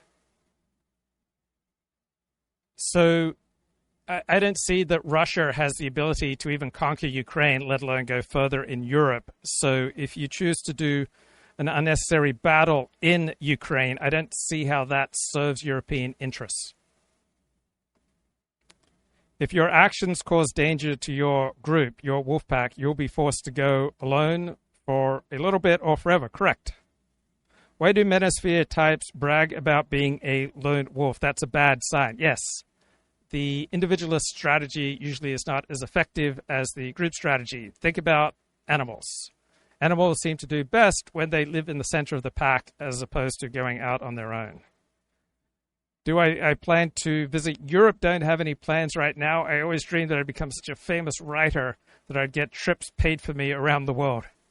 Happened a little bit. National Film Board of Canada flew me to Montreal for a week. I had one reader fly me to London for 2 weeks and put me up near Parliament House. That was pretty cool, but haven't become as famous and influential and flown around the world as I would like. So I notice in the dissident rights sphere, the death of Henry Nowak has become a major story. And I have deliberately not looked into this story because from what I learned about it, it just sounded infuriating and depressing and angering. And I don't like feeling furious and angry and depressed. So I stayed away from the story. Then I figured just before the show, I should use a little bit of time and just look into it a tad. So apparently on December 3 of 2025, this 18-year-old a university student from Poland, was murdered by Vikram Singh Digwa. Digwa stabbed him 5 times, including a fatal wound to the chest with an 8-inch dagger. When police officers arrived, they were responding to an emergency call made by Digwa's brother, who accused Nowak of assault and racism. And one reason that conservatives in America are particularly loath to speak up in any public setting is that they are much more likely to be accused of racism, and there's no effective defense against a racism charge. So Nowak is the one who's stabbed. The police handcuff him. Nowak tells the officers, look, I'm the one who's been stabbed. The one police officer says, I don't think you have, mate. Nowak pleads that he can't breathe. So he's arrested. Nowak, the victim, he is put in handcuffs. He's pleading that he can't breathe. He loses consciousness, and he dies at the scene. And the person who killed him, who stabbed him to death, was convicted, given a life sentence that carries a minimum term of 21 years. So you have a story of this Polish immigrant to London who is stabbed 5 times, and the police ignore his plea and ignore the fact that he can't breathe. And it leads into this narrative of two-tier Keir. Keir Starmer is the Prime Minister of Great Britain. And it seems to be the facts on the ground that different groups get treated differently by elites in England. And perhaps because this Henry Nowak guy was accused of racism, then that led to a whole different, more callous level of treatment by the responding police officers. Now, we have medical experts say that the wounds would have killed Nowak regardless of how he was treated. And so there is one reading that what happened here is just the ordinary kind of bad judgment that kills people when seconds count and no one was thinking clearly.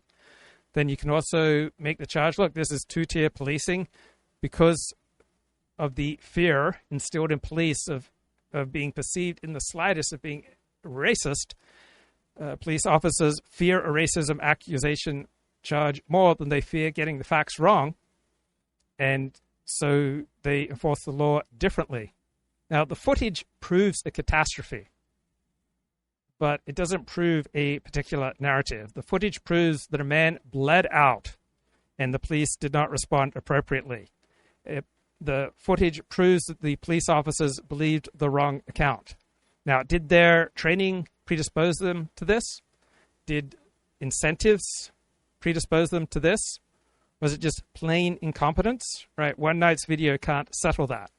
So for the distant right, this is proof of a systemic failure. The left has its own blind spots here. So officials answer public anger with the word misinformation. When Met Commissioner knocks a reporter's microphone to the ground rather than answer questions. When you have the police drafting a statement calling the murdered boy, right, the victim an aggressor, and then tries mid-trial to pull back against online disinformation, right? They claim that all of this is just incompetence and a far-right invention gets harder to credit. And Nowak was Polish-British. All right, he was the son of immigrants. So in the conversation online about this case, he gets coded in British racial talk as white because that is what the two-tier frame needs. The frame works less neatly when he is classified as coming from a migrant family. So the people fighting over his death sorted him into a particular category that tends to flatten who he is. So it's a good question to ask, why did this dying white teenager, handcuffed, disbelieved by police, why did he not draw the same coverage that George Floyd drew? So you have a country watching one piece of footage, drawing opposite conclusions from it, and neither conclusion automatically follows from the footage alone. So if you want to build a trauma narrative, the facts on the ground do not build the trauma narrative. You have to have carrier groups building a narrative that makes a broader community feel a part of the we, as a part of the victimized group, and is therefore incentivized to identify and develop an emotional attachment and outrage to a particular narrative. And so the narrative is developing as a major social trauma narrative quite effectively on the right now, because it provides a very concrete example of what does appear to be two-tier policing and two-tier operations with regard to elites and which groups in the broader English population are favored and which groups are disfavored.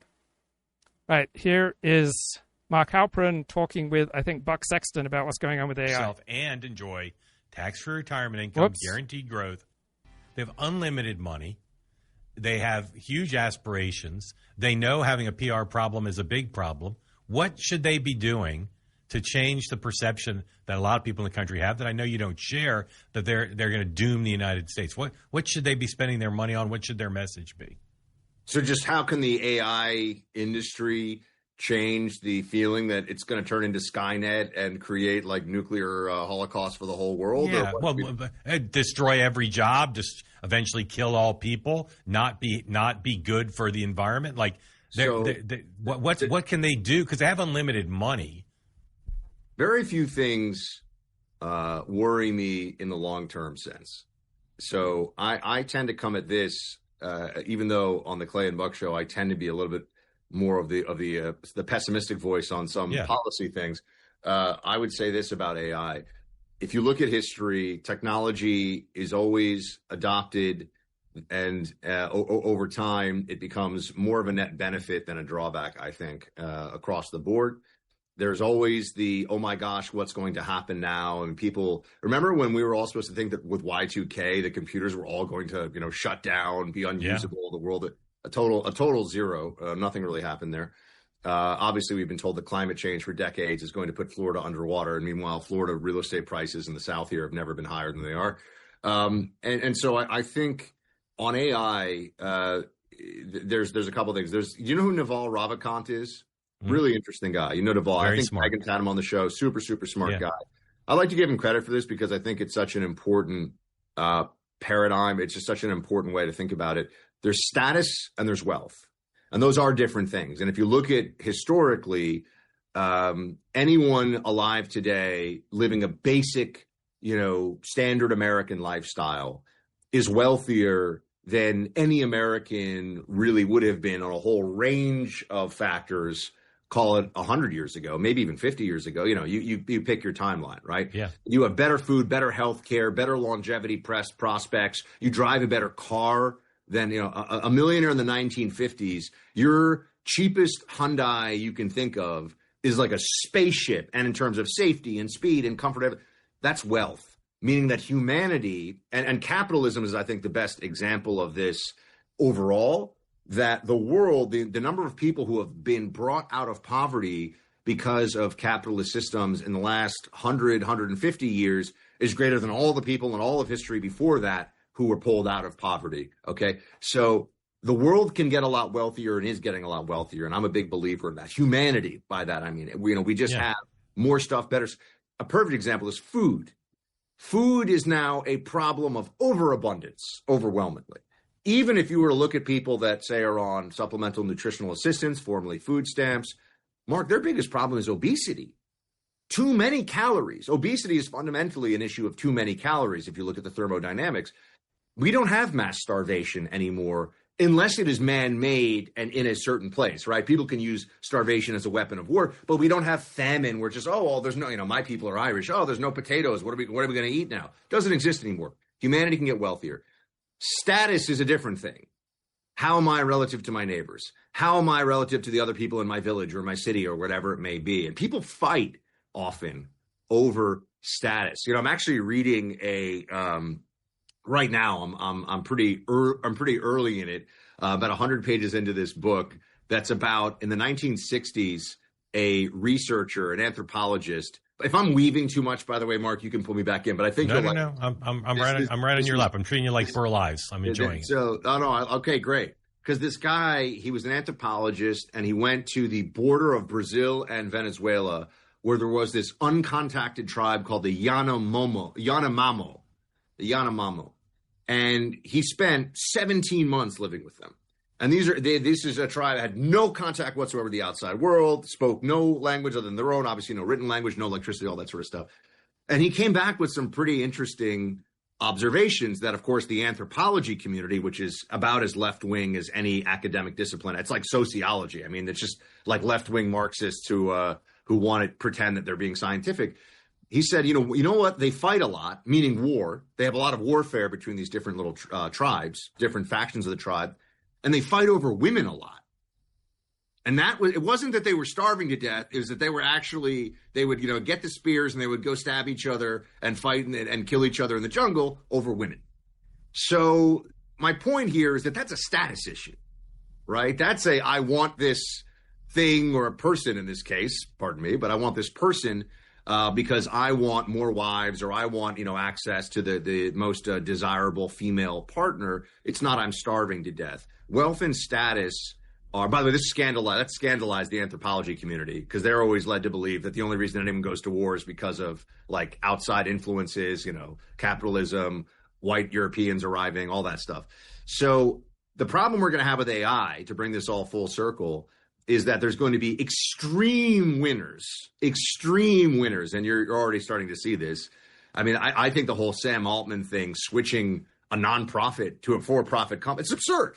This is absurd. Like, on its face, I'm totally with Elon on this. This on its face is preposterous. This guy's now a multi-billionaire. I'm also going to say this. He says he doesn't care about money. Mark, a guy who drives a $3 million car cares about money.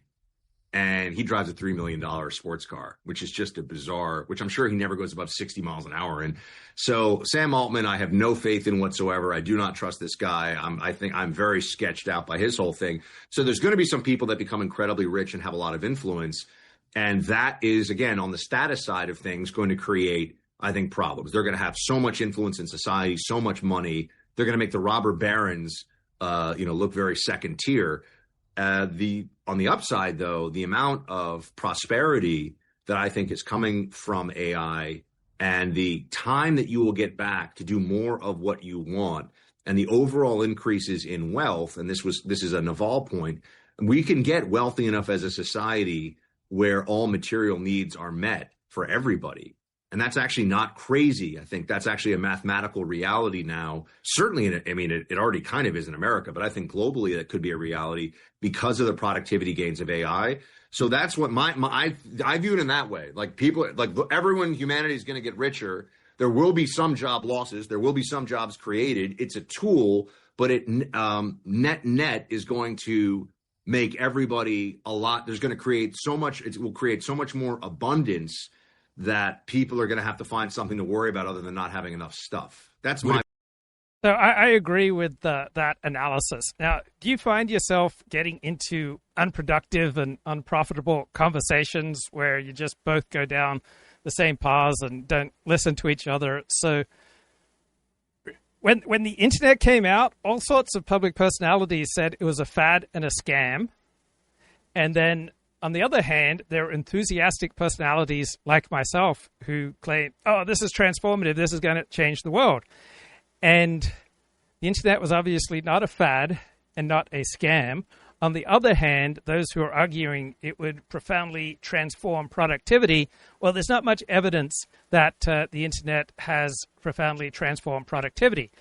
But the lack of evidence, as I understand it, does not mean it's not true. It's hard to put your finger on it.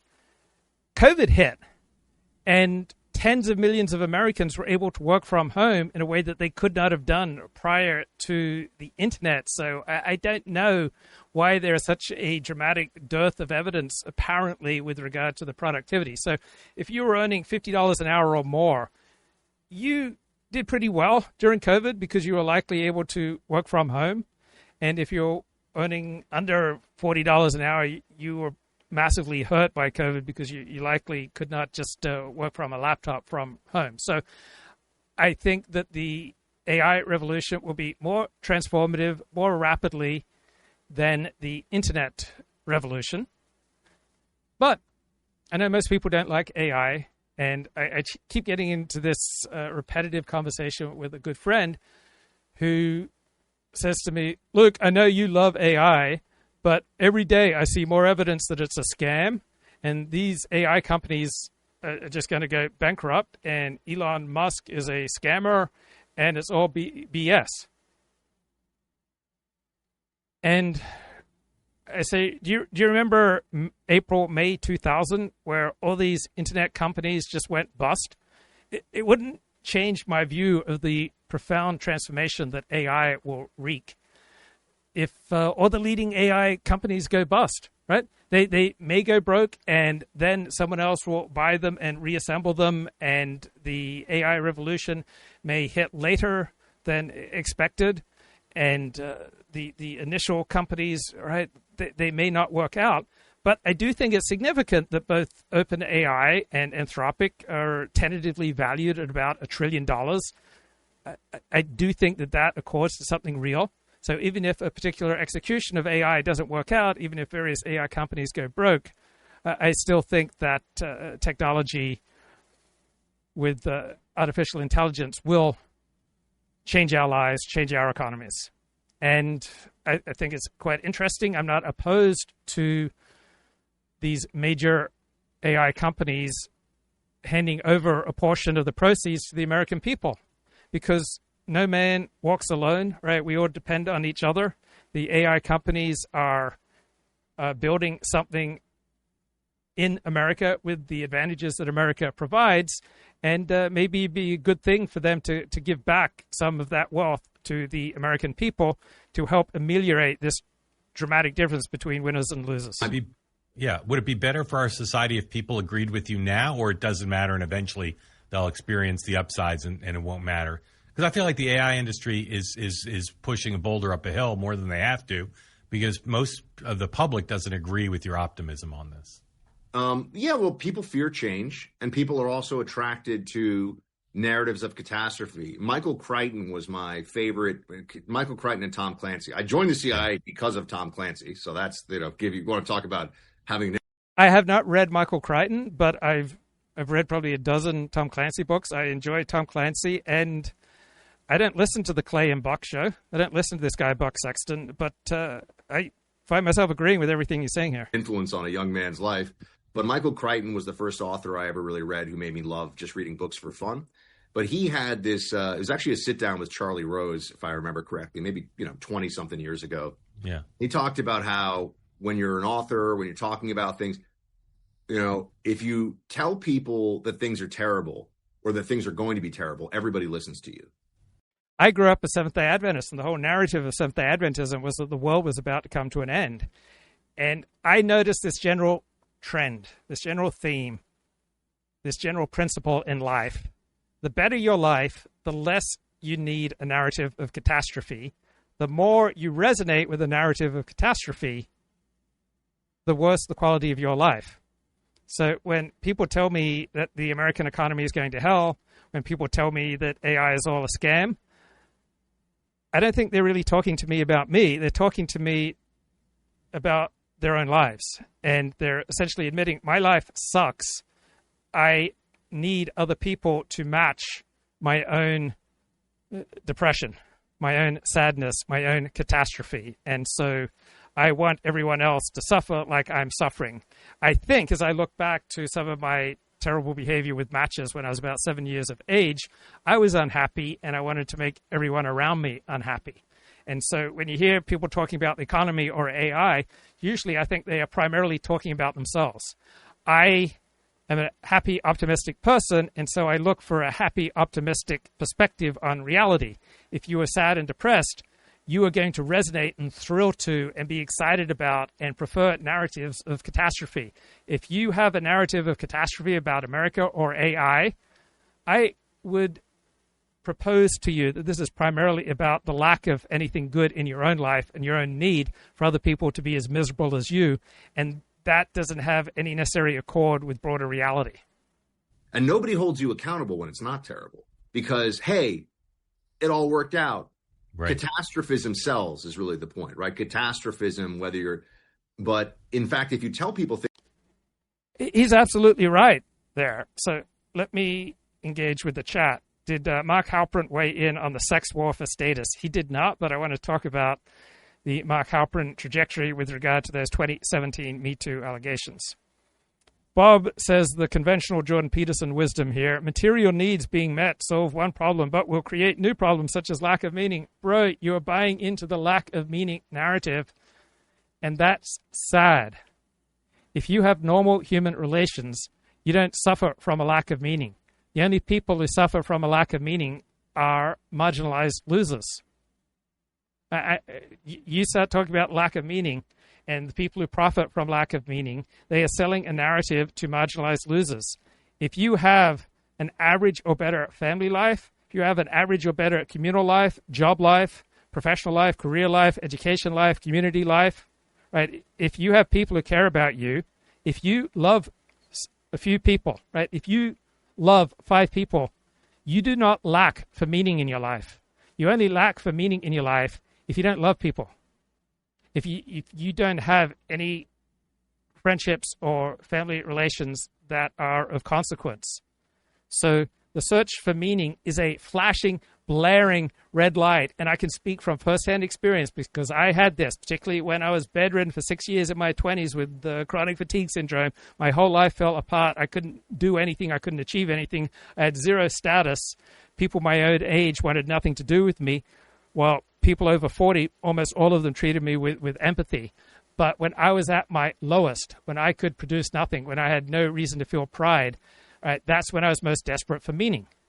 When I recovered some of my health and then reintegrated myself into other people's lives and then started contributing to the lives of other people, I felt an accompanying amount of pride, because when we feel pride, that's usually highly correlated to the reality of our contributions to other people's lives. And when you feel pride, 1, it's amazing.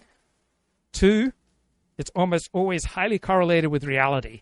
You really can't, contrary to popular misconceptions about narcissism, you really can't manufacture authentic feelings of pride just on your own. It comes highly correlated with reality, correlated to the degree that you contribute to other people's lives. And if you contribute to other people's lives, you do not lack meaning. If you're worried about meaning and purpose in life, it's because you don't matter to other people. And once you start mattering to other people, you will no longer be concerned about the meaning crisis. The meaning crisis is an opportunity for gurus to develop a following. And when you're losing at life, the only people who are going to reach out to you generally will be gurus. Because normal, healthy people will, for their own self-protection, need to keep significant distance from you, because having self-destructive, marginalized losers in your life is very dangerous to your well-being, and it will pull down on your own capacity to lead an upright, upstanding, pro-social life. It's introducing a tremendous amount of chaos in your life. If you're a chronic underearner, if you're a marginalized loser, no normal, healthy person will want you in his life. And until you turn that around, the only people who are really going to want you are gurus. And they certainly come with some downsides. But they will hand you meaning that you can then embrace, which can give you the strength to do good things, developing skills and taking actions that contribute to the lives of other people, which should then shore up your emotional base, because now you have legitimate reasons to feel pride, and that can then unshackle you from the need for gurus. So that, in essence, is what happened with my relationship to talk show host Dennis Prager, meaning a one-way relationship. He was the talk show host. I listened. He gave me meaning and purpose on a platter. I seized it. Seizing it gave me a burst of energy, enthusiasm, strength, and it connected me to real-life people. And then as I recovered my health and was able to start making concrete contributions to the lives of others, then I no longer needed that guru, and I no longer needed to concern myself with the meaning of life, because that is an abstract concern. We did not evolve to devote resources to abstract concerns, except as a status play. I do this show as a status play. I come on here and I propound to you that I have something valuable to say about abstract issues. And if I then get resources such as your attention, maybe you send me a thoughtful email that makes me feel like I said something profound, right? That then pays me in some sort of emotional resource that makes this effort and use of my time a good return. A lot of the British underclass were violent because they were bored and their material needs were met by the British welfare state. I would propound to you that the underclass were violent, not primarily because their material needs were met and they were bored, but because they lacked normal, healthy human relations. Those members of the British underclass who love their families, by and large, do not go out and put everything at risk by committing violence. Also, the more intelligent you are, the more clearly you see the future and the less inclined you are to act in a criminal manner, particularly violently, because of the high likelihood of violent and negative repercussions. Google, Amazon, etc. were founded during the 2K internet boom. Their stock went through a collapse, but they displayed staying power. Edward Luttwak described the British people as the most aggressive people on the continent, evidenced by the football hooliganism and fighters in Ukraine. Just got name recognition on my iPhone because I said my name. I have a setting on so that if there's ever any mention of my name, then I get a notification. There is still not one profitable AI company. Right. And guess what? At the same time, of the equivalent of Google and Facebook and other social media and internet platforms, they were not profitable for years either. It is not unusual to have a company worth billions or even tens of billions or hundreds of billions of dollars that has not yet turned a profit, right? People don't invest private equity in a company because it is turning a profit right now. They invest on future trajectory. We invest in other people based on future trajectory, right? If you saw that it was highly unlikely that somebody would be able to contribute to your life in the future, right, you would be quite unlikely to invest anything in them. So, Men in Combat. I'm reading Mark Bowden's book on the Battle for Hue, a town, a revered historical city in Vietnam that was the site of the most intense, bloody fighting during the Tet Offensive in 1968. And when soldiers are fighting for their lives and when members of their brigade are dying all around them, guess what? People are not heavily investing in each other. Said people withdraw because it just feels terrible to invest in someone who then dies. And the pain is so intense that people do not invest when the long-term prospects of others are quite low. We invest in people and we invest our money on the basis of what we think will happen in the future, not on whether or not they are turning a profit for us right now.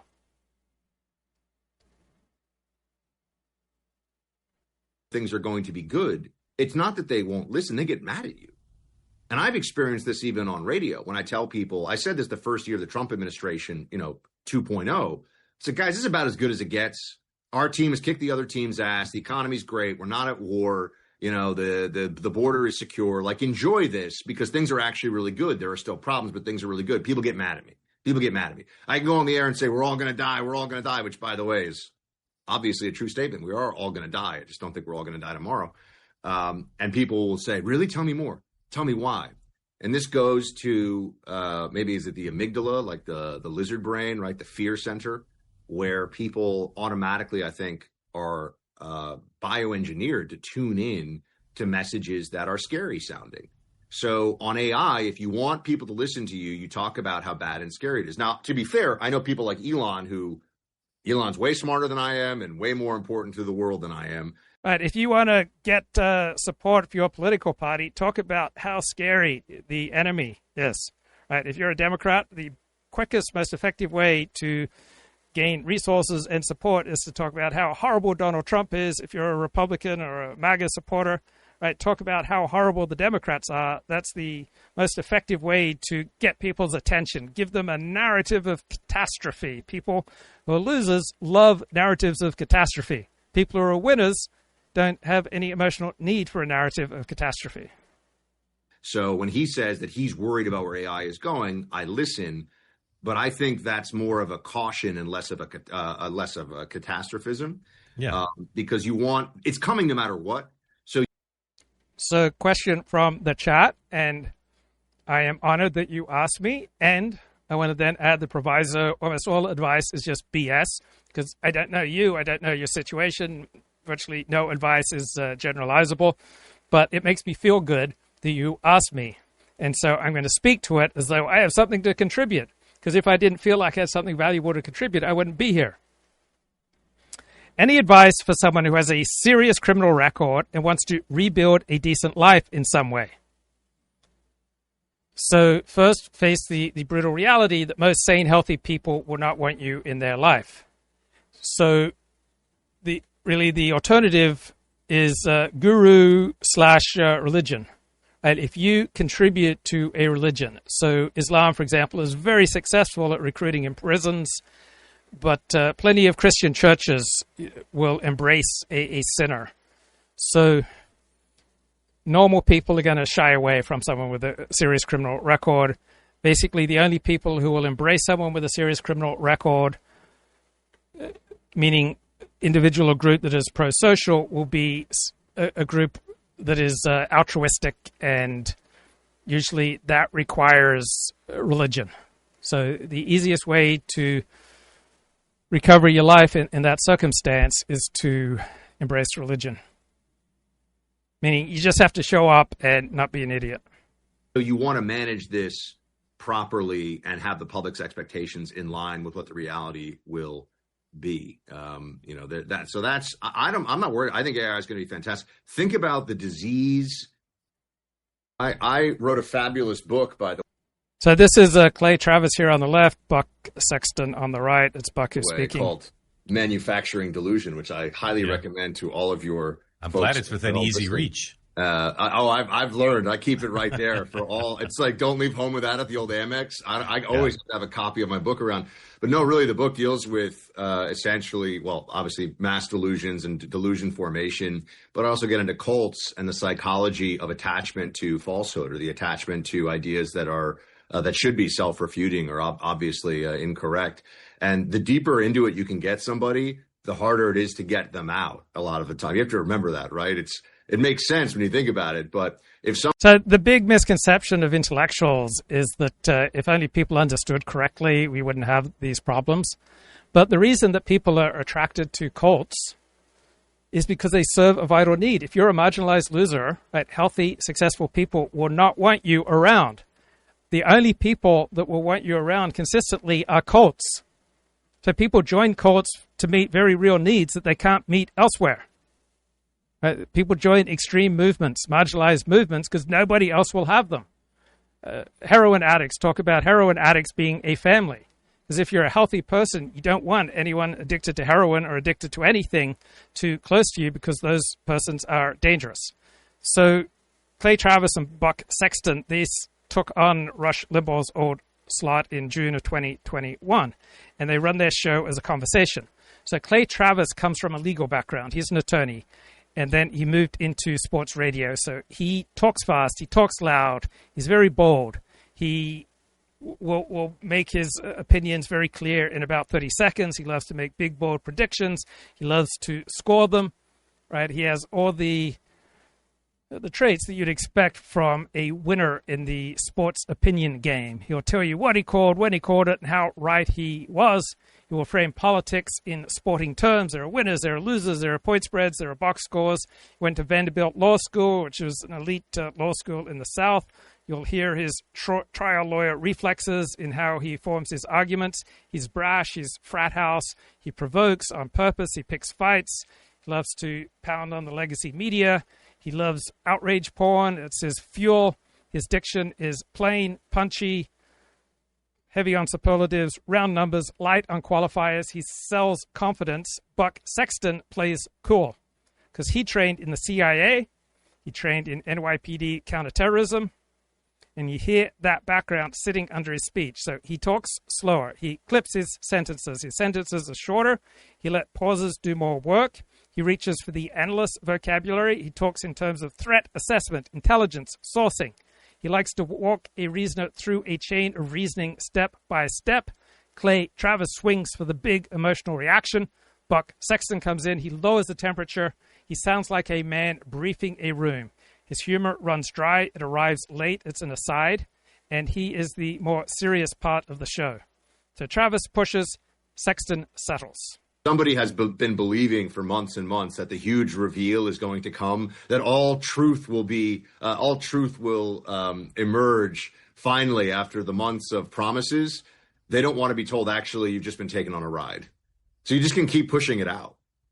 Do you think that the preponderance of the listeners to the snake oil salespersons are out of touch with reality, or they just do it for kicks? They haven't read David Pinsoff, right? They haven't read the evolutionary psychology, right? Real needs are being met by conspiracy theories. It provides a community. It provides a way to feel superior, right? If you're a marginalized loser, how are you going to feel superior to everyone else?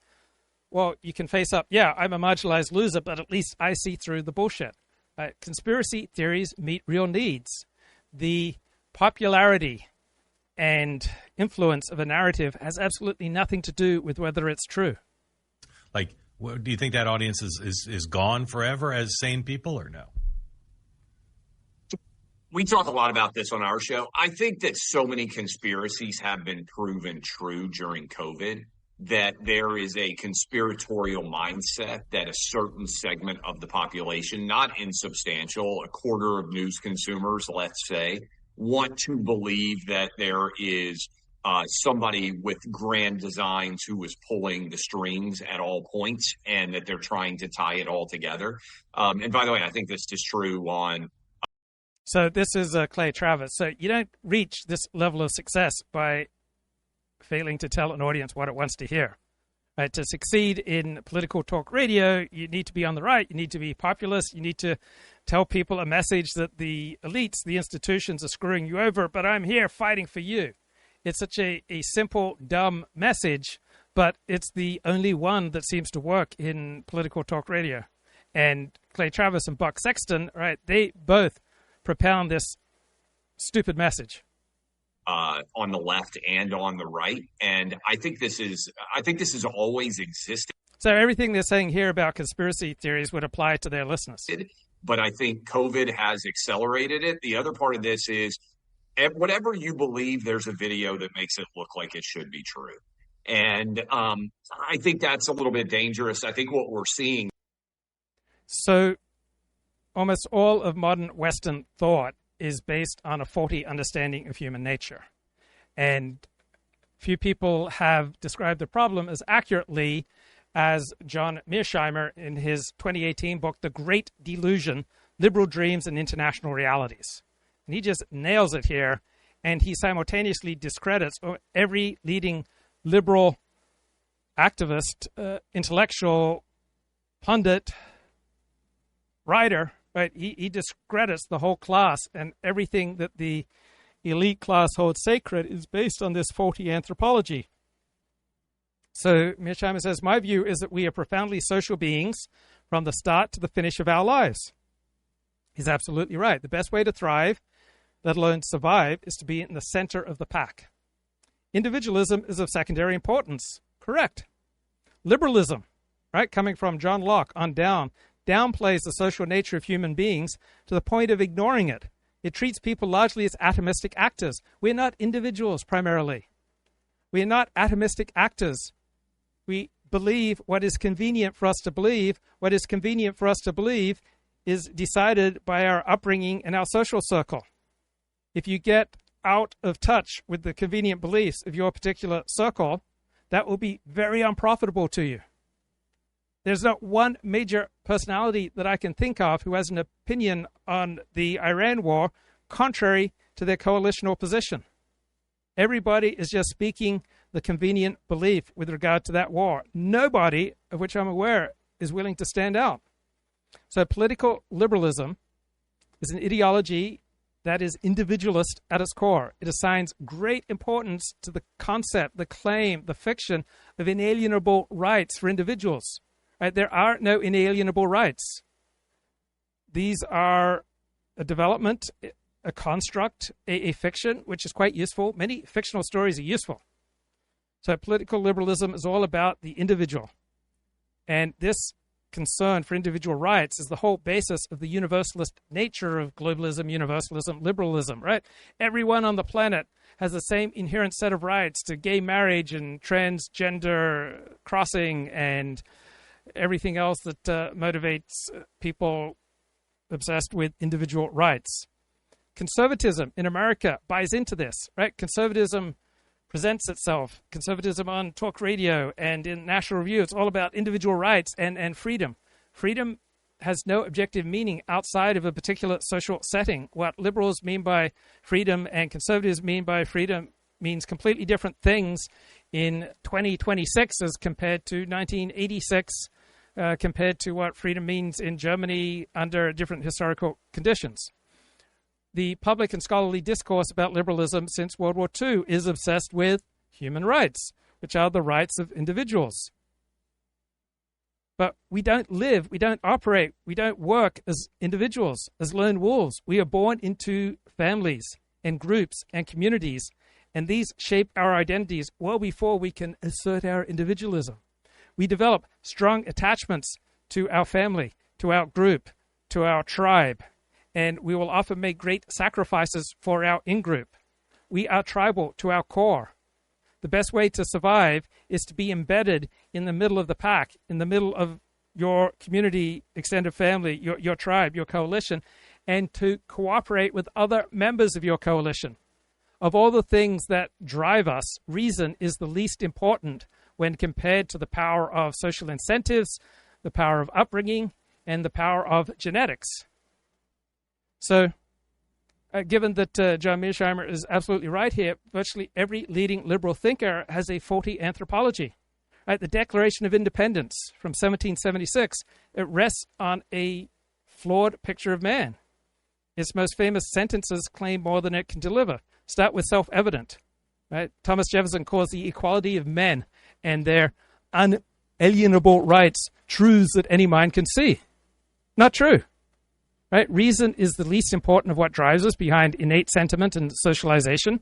Right? The truths feel self-evident when you share this Lockean Protestant Anglo inheritance, but reason has nothing to do with it.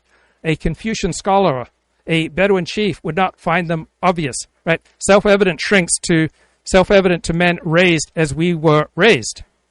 Right? The idea that all men are created equal, each carrying the same inherent rights, absolutely no empirical evidence for that. We are tribal from birth. We are formed by our tribe before we can even start to think for ourselves. We will be much more likely to sacrifice for our in-group and to draw hard lines against outsiders.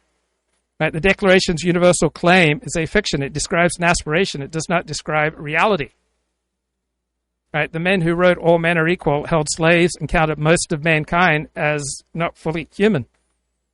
Right? The Declaration of Independence treats the individual as primary, the bearer of rights before and against the state. That is not how the world works. Right? Your rights are whatever your group or your institutions can afford to give to you. The way the world works is that the group comes first. The individual arrives into a society, into a community, right, into institutions that already exist, and whatever rights they can bestow will depend on a particular circumstance. There's nothing unalienable about them. A society grants rights. A society protects rights. A society recognizes rights. A society enforces rights. Right? Strip away the society, and the inalienable right has nobody to honor it. Reason does not find these rights.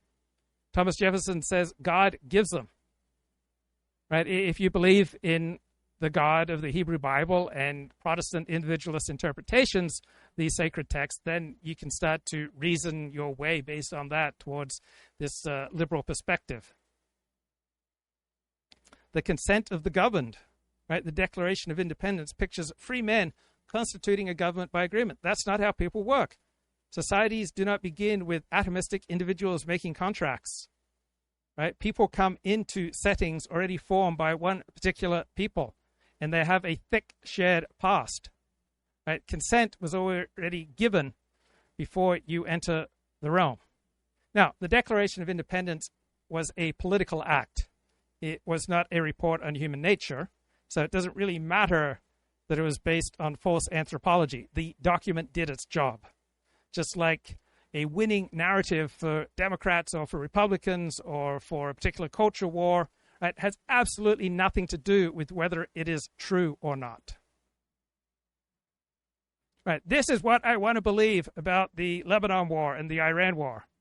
I don't know if strikes it's true. Inside the Bekaa Valley, which is the headquarters that was for the past decades a secure area, safe zone for Hezbollah to build their forces. Explain where it is, Amiad. So if you take the Lebanese map, it's like Malbin. It's a rectangle. It's a rectangle. The northern eastern part is the Baca Valley, which is defended by mountains, the Shuf Mountains and Lebanese mountains, and Hermon from the south. It's an isolated place with no real front from Israel. Borders Syria to some degree. Syria to the east and to the north, yes. Related to Israel geographically, the IDF Air Force is attacking systematically there and destroying the infrastructure. There are 800,000 refugees inside Lebanon today, Shiite refugees that are inside Lebanon, putting a lot of pressure on the Shiite population to adjust because they see their houses are destroyed in southern Lebanon. They see the buildings in the Dahia being destroyed. Last night, the IDF hit the Dahia a little bit. They're terrified of the IDF attacking as they did in the beginning. Israel, for the first time in decades, has the upper hand inside Lebanon. If we strategically decide to finish the game, finish the war, and with destroying Hezbollah, not Lebanon, enabling the Lebanese country, and this is why we are negotiating with Lebanon today, to have peace deals with them, which they now... With Lebanon as opposed to Hezbollah. So we're killing Hezbollah. The cancer, the body is Lebanon. We are trying to negotiate with them for a peace deal, with helping them to destroy this cancer that they have. In the meantime, I don't see strategically a real peace deal between Israel and Lebanon, because eventually, when we will hit Hezbollah hard enough, they will start having a civil war inside Lebanon. It's a failed state with no money, nothing. The people are leaving the country as much as possible. Hezbollah just asked, I saw that they announced 3 days ago for the civil war to begin. They said they were calling all the Shiites to take over the country. Why are they pushing for that right now? So the question is the alternative of destruction. If the Sunnis and the Maronites control the country, the Shiites they will revenge against the Shiites for destroying the country in the past couple of years. So they're in a complicated position only thanks to Israel and our willingness to fight Lebanese war. Now, there's a potential here to bring peace to Lebanon. I'm skeptical. Why? It would seem that if we're removing Hezbollah from the picture, at least the way it's presented in, I would say, normalized Western establishments and even in Israel, is that the problem with Lebanon is Hezbollah. If Israel removes Hezbollah from the picture, does that leave a Lebanon that likes Israel and wants to negotiate? So the problem is not Hezbollah. Hezbollah is the military force of the Shiite population, and 35% of Lebanon are Shiites. And they're Muslim jihadists. It's a cultural issue. The Gaza population, the problem is not Hamas. The problem is the Gaza population, 80% support murdering and rape. So that's a Jewish YouTube channel telling me what I want to hear. So there you go. When you hear someone giving an opinion about the world, about life, ask 4 questions, right? What coalition do they depend on for status and income, right? I am living within Orthodox Judaism. I am right-wing. I would vote for a Republican even if the Republican nominee was a red dog. Who do they risk angering if they speak plainly? So if I say anything that's anti-Israel or could come across as anti-Jewish or anti-Republican or anti-conservative, anti-right-wing, anti-Trump, anti-MAGA, right, that endangers me. Who benefits if my frame wins, right? People from my coalition, people who are right-wing, people who are MAGA, people who are nationalist, people who love Israel or the Jews, right? If my narrative, if my frame wins, then my coalitions win. What truths would cost me my position? So I don't really have a position, so I'm not a high-status person, so... To the extent I said anything that goes against the interests of my coalition, right? MAGA, nationalist, pro-American, pro-Israel, anything that goes against that coalition would hurt me. So you can't expect me to say things that are going to hurt my life. Now, think about what happens when you become a pariah, right? Think about what goes on with animals. When animals see, say, a predator in their midst, right, they will often respond by mobbing. When animals recognize that just one animal taking on a predator will not succeed on his own, you'll often get a group strategy of a whole bunch of animals mobbing a predator. And this mobbing will usually only occur when the the animals that they are protecting are fertile, right? This has to do with protecting reproduction. Human beings also mob. About a dozen women came out during 2017 and said that Mark Halperin had behaved badly towards them, that he engaged in unwanted sexual advances.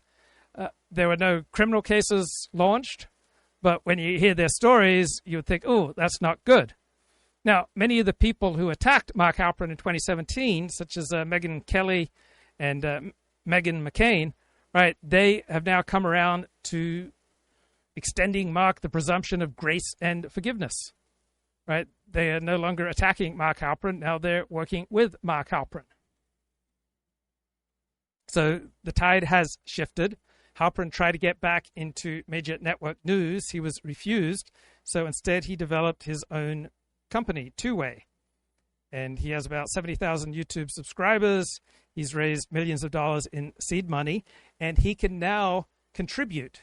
He can now provide value to you. And so he has provided incentives for people to overlook or to move past or to forgive and forget whatever sexual misbehavior he engaged in. And he has acknowledged that he made inappropriate advances, but he has denied the more shocking accounts of terrible behavior. And so one way to get clarity about what's going on with people is to look at the equivalents in the animal kingdom. So if you look up mobbing, right, you'll find species ganging up on a predator that they can't face alone. The group will be much more effective than the individual. Right? An individual bird stands little chance against a hawk, but a flock of birds does, and the risk to each member gets diluted. So people mob because mobbing works. And mobbing worked against Mark Halperin in 2017. 12 women came forward. Not a single one of them on her own could have ended his career, but coming forward in numbers essentially ended his career. And what had been an open secret, right, was no longer secret. And his career in the major news organizations was over. So then he built his own thing. He joined in with the Megyn Kelly conservative network. He builds Two Way. He finds new coalition allies, such as Megyn Kelly, Meghan McCain. And so now he provides benefits to those who welcome him into their coalition.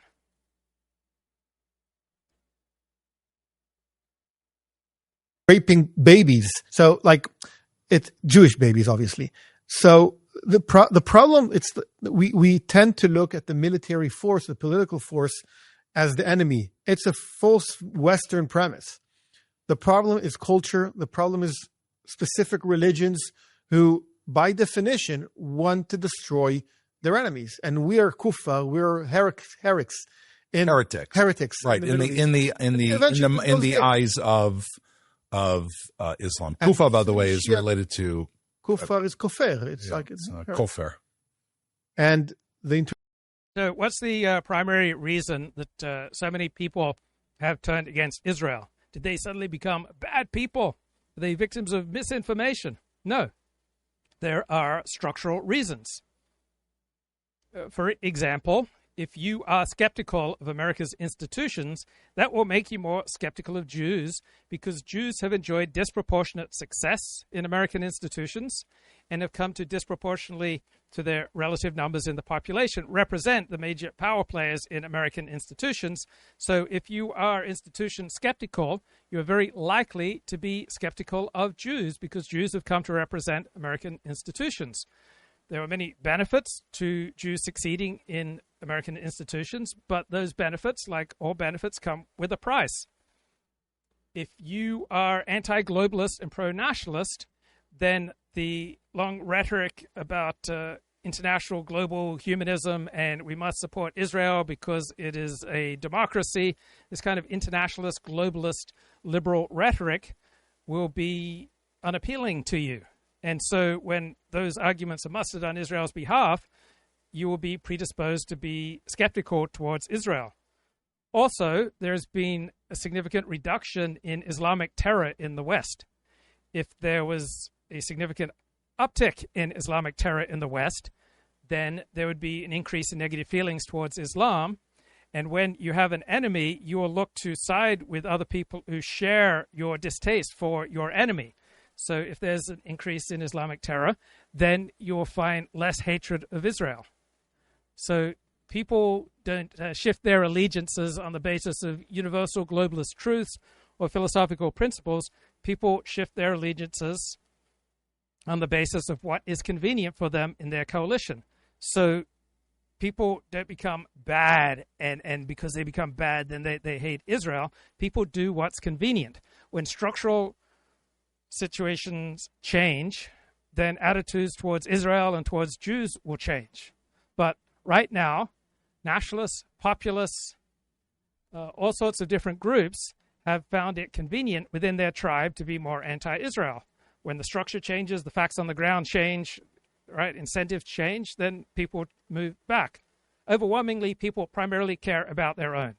There is no evolutionary benefit to caring about what happens on the other side of the world unless it signals to your particular coalition that you're a good person. Then to go against what your group, your alliance, your coalition wants you to say, right, that would not be profitable, and people rarely do something that is unprofitable. Internal battle between the Sunni and the Shiites. It's a power battle between them, so it will eventually get there. They have a history of civil wars inside Lebanon. Now, the real story in the background is because the French mandate from 1917, not mandate, but the Sykes-Picot agreement. So after Sykes-Picot agreements, they took control in the constitution. They So I am a convert to Orthodox Judaism, and conversion to Orthodox Judaism is not easy. It's not terrifically hard either. Overall, I would say it is less challenging than getting a BA degree. It is primarily about integrating into a community. So when you ask, was it hard for me to integrate into the Orthodox Jewish community? Yes, there were challenges, but here's my primary challenge. It's integrating into community in general. I am predisposed to just doing my own thing, arriving at my own beliefs, believing myself a strong, independent thinker, and that makes it difficult for me to join coalitions and alliances. So my primary challenge was not joining, in particular, the Orthodox Jewish community. My primary challenge is adapting myself to fit in with any community, right? Living in community requires that you hold back on many opinions and that you keep your community in mind before you say or do anything. It requires a certain discipline. Some people aren't cut out for it. It has been a challenge for me. It is still a challenge. The more successfully I do it, right, the higher the quality of my life. Forced on Lebanon was based on the tribal demographic structure since then. But it's irrelevant today. The Shiites have a disproportional low representation for their population. Tonight, John, was 4 ballistic missiles. Israeli officials telling Fox News all of those missiles were shot down. But then moments later, early alerts went out on phones across this country, telling people that there were more incoming missiles toward the northern part of Israel. I do want to just read a quick update here that we are getting from our producing team in Tel Aviv, John. A source to Fox News has indicated that schools across the country of Israel will be canceled tomorrow.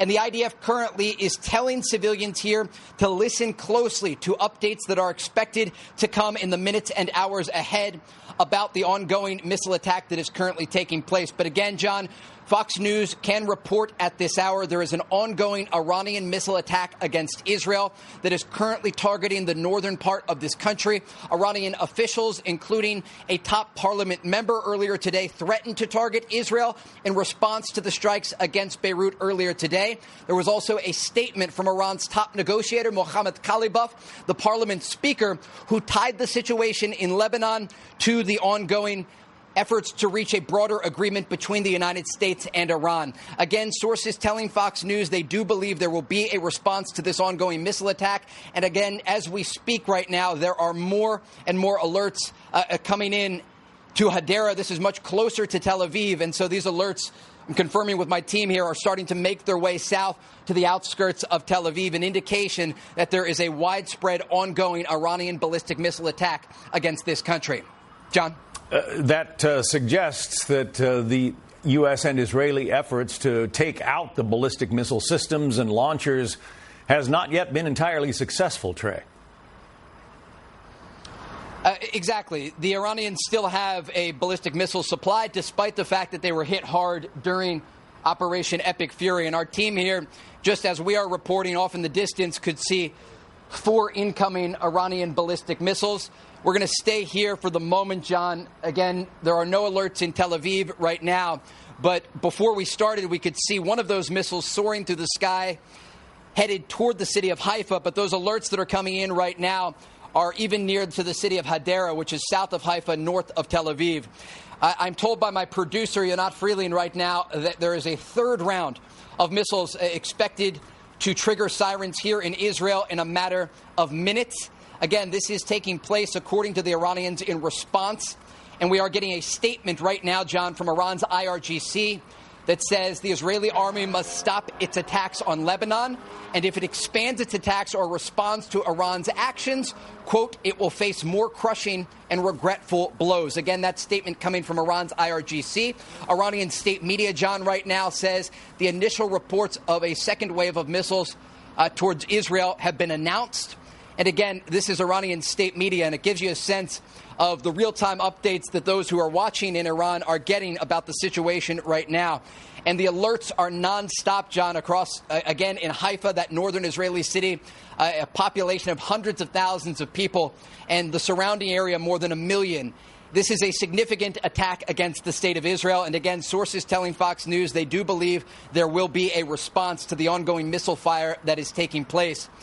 We are getting another update from a regional intelligence source speaking to Fox News. And I keep looking down here, John. We are getting this information in real time. A regional intelligence official tells Fox News the Iranians believe that Trump does not have the will to fight. This intelligence official says they are, quote, gambling on him, wanting to end this war at all costs. And again, the official goes on to say this is why they are doing it. And so, again, they believe that the Iranians are making a calculation here by launching this ballistic missile attack against Israel in response to the strikes that took place against the Dakhia neighborhood of southern Beirut earlier today, a Hezbollah stronghold. But remember what we have seen throughout the weekend. We're just going to go back a couple days here in the timeline, John, of what's taken place. The Iranians have been very bold in their actions. They have been targeting America's Gulf allies, including Bahrain and Kuwait. Remember, over the weekend, it was Friday evening when, according to U.S. Central Command, 4 Iranian one-way attack drones were launched toward the Strait of Hormuz. The United States responded with strikes, and we brought you that video earlier against Goruk, Iran, that sits along the coast, and also Iran's Keshem Island. And the U.S. forces, according to CENTCOM, were going after radar systems there. In response to those strikes, the Iranians fired again toward U.S. forces in Kuwait. And according to CENTCOM, 6 of those missiles were shot down. But we saw last week when the Iranians used missiles and drones toward Kuwait's international airport, the massive amount of damage and destruction that can be caused as a result of these Iranian projectiles. And again, we're getting just new information because this is a developing story. We are told, according to regional reports, that President Trump has been updated on the ongoing events that are taking place. Remember, President Trump has been trying to give the Iranians an off-ramp in this conflict. There is still a massive force buildup across the Middle East that includes more than 50,000 U.S. forces, along with destroyers and U.S. aircraft carriers. And we know the refuelers and cargo planes that remain here in Israel. Just a few days ago, I was on the train from Tel Aviv to Jerusalem, and we went past Israel's Ben Gurion airport, and there were dozens of U.S. refuelers there in preparation for in case President Trump decides to order additional strikes against the Iranian regime. But again, John, what we can confirm at this moment, there is an ongoing Iranian ballistic missile attack against Israel, and the region waits to see how the United States and Israel will respond. John? It'll be fascinating to see if the Iranians have underestimated the president's resolve on this. Trey Yingst doing a fantastic job. Trey, thank you. We will continue to check in with Trey as the situation develops there. So President Trump is in Bedminster, New Jersey, spending the day and keeping a close eye on the Middle East. Alex Hogan is in Bridgewater, New Jersey, near the president. She has the latest for us. Alex. So I feel these attacks in my body. I converted to a tribe. My tribe has a particular homeland, and right that changes me. right? I experience life differently.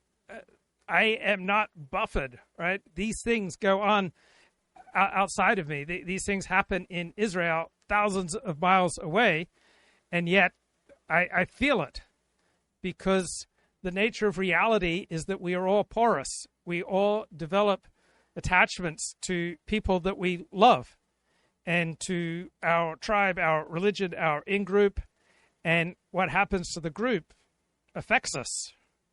When October 7, 2023 happened, when Hamas put off this successful attack on southern Israel, I was distraught. I have not been able to follow particularly anti-Israel posters anymore, because the more intense the threat to the Jewish people, to the Jewish state, right, the more painful and emotionally upsetting it is for me to hear contradictory points of view. So there I stand. I hope that this JNS commentary here by a reserve IDF spokesman, Doran Spielman, he's the IDF spokesman here, sitting down on May 27, prior to this current attack. I hope he's correct here. Trial inside Lebanon. Unfortunately, I don't see a solution on the short term.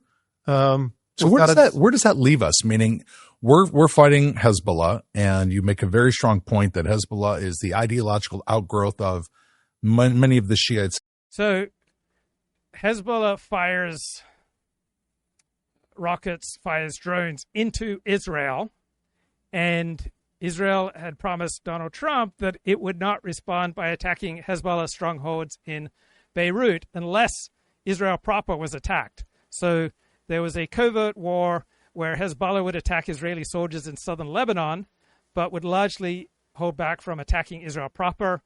Then Hezbollah attacked Israel proper. Israel responded by attacking Hezbollah strongholds in Beirut. And now Iran has attacked Israel with missiles, banking that Donald Trump badly does not want an escalation of war.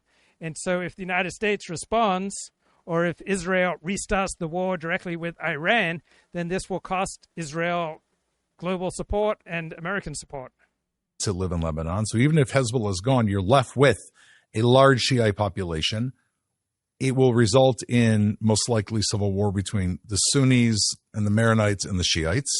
Where does that leave Israel long term? Like, give me a picture here in 5, 10, 15 years. So first of all, Israel has to have a real border defending itself. I argued from the beginning of the war, and even beforehand, actually, with our students, the Litani River is the Israeli northern border. It's a barrier from other countries or other whatever military force north of Israel. Explain why and how far in it is. It's 20 kilometers north of the Israeli border today. The IDF is now on the eastern part of it. It's let's say 1,000 feet tall in the eastern parts of it. So I've never bought into the narrative that Iran is insane, that they just want to do crazy things, right? I think Iran is pursuing its hero system. Iran is pursuing its objectives, and that their objectives sound strange to you and to me doesn't mean that they're insane. I think they are following a savvy strategy, and I am incredibly emotionally caught up in this war, even while I keep saying, well, rationally, cognitively, intellectually, I'm not taking a side here on whether this particular policy is good or bad. I am emotionally caught up in it. And so it's painful for me to admit that the elite consensus is that America and Israel are losing this war with Iran. Claude, right, the Anthropic chatbot, says that the evidence is very strong that America is losing this war with Iran. And here we have Iran launching fresh missiles at Israel, and there are very strong incentives for Donald Trump not to restart the war. And there are now abundant reasons to blame Israel for this Iran attack, because Israel provoked by attacking Beirut after they said they wouldn't attack Beirut. This is not a good situation for Israel. So in these difficult, trying times, right, I want to hear a comforting message that feels good to me. And this is the comforting message that feels good to me. Like valley that is a barrier. It's a geographical barrier for troops to invade. The border today is undefendable geographically. It's a clear border between Israel and Lebanon. Now, the chat notes that stocks crashed on Friday because insiders may have had a sense that there was a massive escalation in this war that was coming. Long-range missiles, I think Israel learned the lesson that we cannot have a military force having any military threat on Israel, definitely not with long-range missiles, which will not be built, I hope, in the next couple of years. The real threat, by the way, this is something people are ignoring, is Syria and Turkey. So when Iran collapses, and which is happening already financially, their dominance in the Middle East is weakening, it opens for alternative forces to rise. Turkey is rising now as a strong anti-Semitic country. Again, religion, Muslim Brotherhood, which is the number one enemy.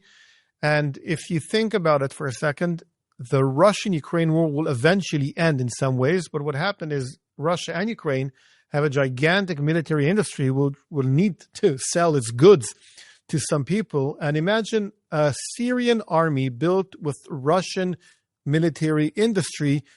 So you can get hundreds of opinions from people far smarter, far more knowledgeable than myself. Here's the key thing to understand about those opinions. When they stop reflecting an alliance position, when they stop doing coalition work, they're much more likely to be true. So even if there's an elite consensus that this war is a disaster, opinions on this war pretty much line up with opinions on Trump and opinions on foreign intervention. So people who support Trump largely support the war, and people who oppose Trump look for every reason to trash the war. When you start seeing people move out of their coalition, that is because the evidence is so overwhelming. So as I cannot find one prominent personality who has shifted outside their coalition position on this war, I don't think we yet have a significant empirical reason to have a strong opinion one way or another on if America is winning or losing this war on Iran. Watch for people moving outside and opposed to the coalitions that give them status, protection, and income. Bought by Turkey and controlled by Turkey on the northern border of Israel. So you'll find very weird stuff happening in the Israeli northern border. Long term in Israel, we need to have a strong, big army capable of defending and maneuvering in ground forces with obviously high sophisticated intelligence and air force. But we need geography to defend us. That's why we have the Hermon Mountain. That's why we need the Litani River. That's why we have a buffer zone inside Syria. We cannot tolerate a border that is not geographic. So there are a lot of famous pundits like Peter Zion who seem to be primarily geography and demographics. This is a point of view that is unpopular in the academy. They don't like to think about demographics, genetics, and geography being dominant. So they prefer other explanations. Graphically superior to our enemies. I want to now talk boots on the ground. You have spent more time in Lebanon. Also, with your strategic understanding, we've had your lectures about Lebanon, which I attended from the 7th of October and even before, really were predictive, I think, in many ways. You were the first person that I did hear say that Israel should move our northern border to the Litani. And now it seems like that's an accepted, at least de facto, even if it's not de jure, even we're not going to announce it, that's really where the border needs to be. You've been on the ground, you know the terrain. I've been up there with you to the Hermon. Israel has destroyed 90% of Hezbollah's long-range weapons. And thank God the scenarios didn't happen of buildings falling down all over Tel Aviv. It seems shocking that now they have reverted. And I understand that the numbers are not colossal, but they have now reverted to a small device with a fiber optic cable that seems to be unstoppable.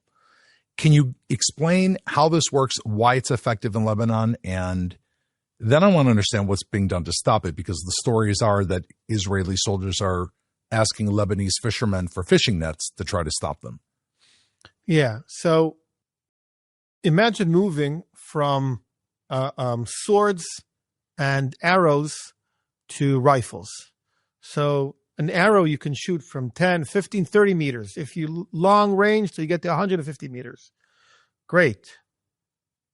A rifle today can get 500, 900 meters snipers. Over the last 72 hours. So we have some more video that's come out generally showing some of the missiles being intercepted. I do want to say that the IDF is currently saying that all missiles have been intercepted so far. And it appears to be that could be the case, but take that with a grain of salt, though. That's what the IDF is currently claiming. So this is the Enforcer. They became my favorite live source for news about war. But I've just increasingly grown annoyed with them over the past few months because they would use sensationalist headlines. They'd make all sorts of statements and claims that were not backed up by fact. They would treat proclamations about the war on the primary basis of truth rather than asking, right, what institution, what coalition is being served by this language. We did not evolve to optimize for truth. We evolved to optimize for our tribe. So I've grown increasingly annoyed with them over the past 4 months, but let's see if they're bringing value. And we don't know if that's actually the case or not, but they're saying that all the Iranian missiles have allegedly been shot down. So we'll have to see. But let's take a look at our footage.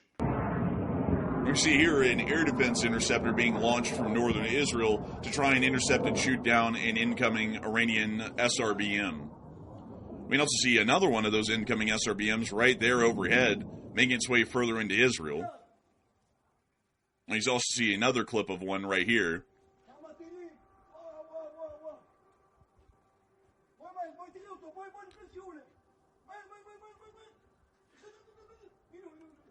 Moving on from that clip, we also were able to hear that apparently 3 of these were launched from Kale Qasim in the Andameshk Khuzestan province area. The Khuzestan province is around the city of Weiss. So I have an Orthodox Jewish friend, and his two favorite video sources for news are the Enforcer during time of war and Nick Fuentes, because he just finds him so entertaining. And obviously my Orthodox Jewish friend is not anti-Semitic, but he just finds Nick hilarious. And generally within this area down here. So these were actually fired directly along the western Iranian border near to the Iraqi city of Basra, from what we're understanding, meaning that they're trying to get the shortest flight path possible from the launch sites to the state of Israel and their points of impacts that we might be hearing about here in the near future. We also got to see another clip here of more incoming Iranian missiles over Israel.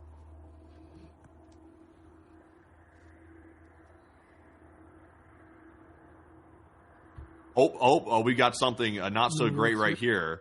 Let's see. I'm currently getting some images here, apparently from northern Israel. It looks like something has exploded on the ground. Like not that first one, but the second one here. It looks like something has exploded on the ground in northern Israel. It appears to be a possible missile impact from the looks of it. I'm seeing smoke around it. We're seeing, of course, a very bright white flash from the ground. So it looks like Israel might have just taken a direct hit as of right this second. Also, by the way, apparently the 4th wave is underway of ballistic missile strikes on Israel. It looks like it's currently underway as we speak.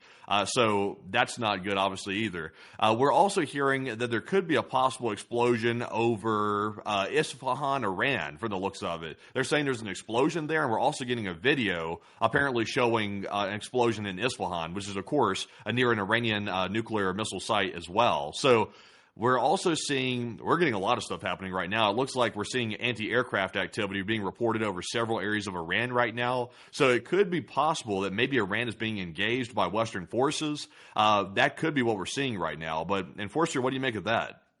Pretty interesting developments, to say the least. It does appear that there is a 4th wave fired, and they're trying to get us through all of this. This appears to be an explosion near to the area of the port of Haifa. It's not incredibly...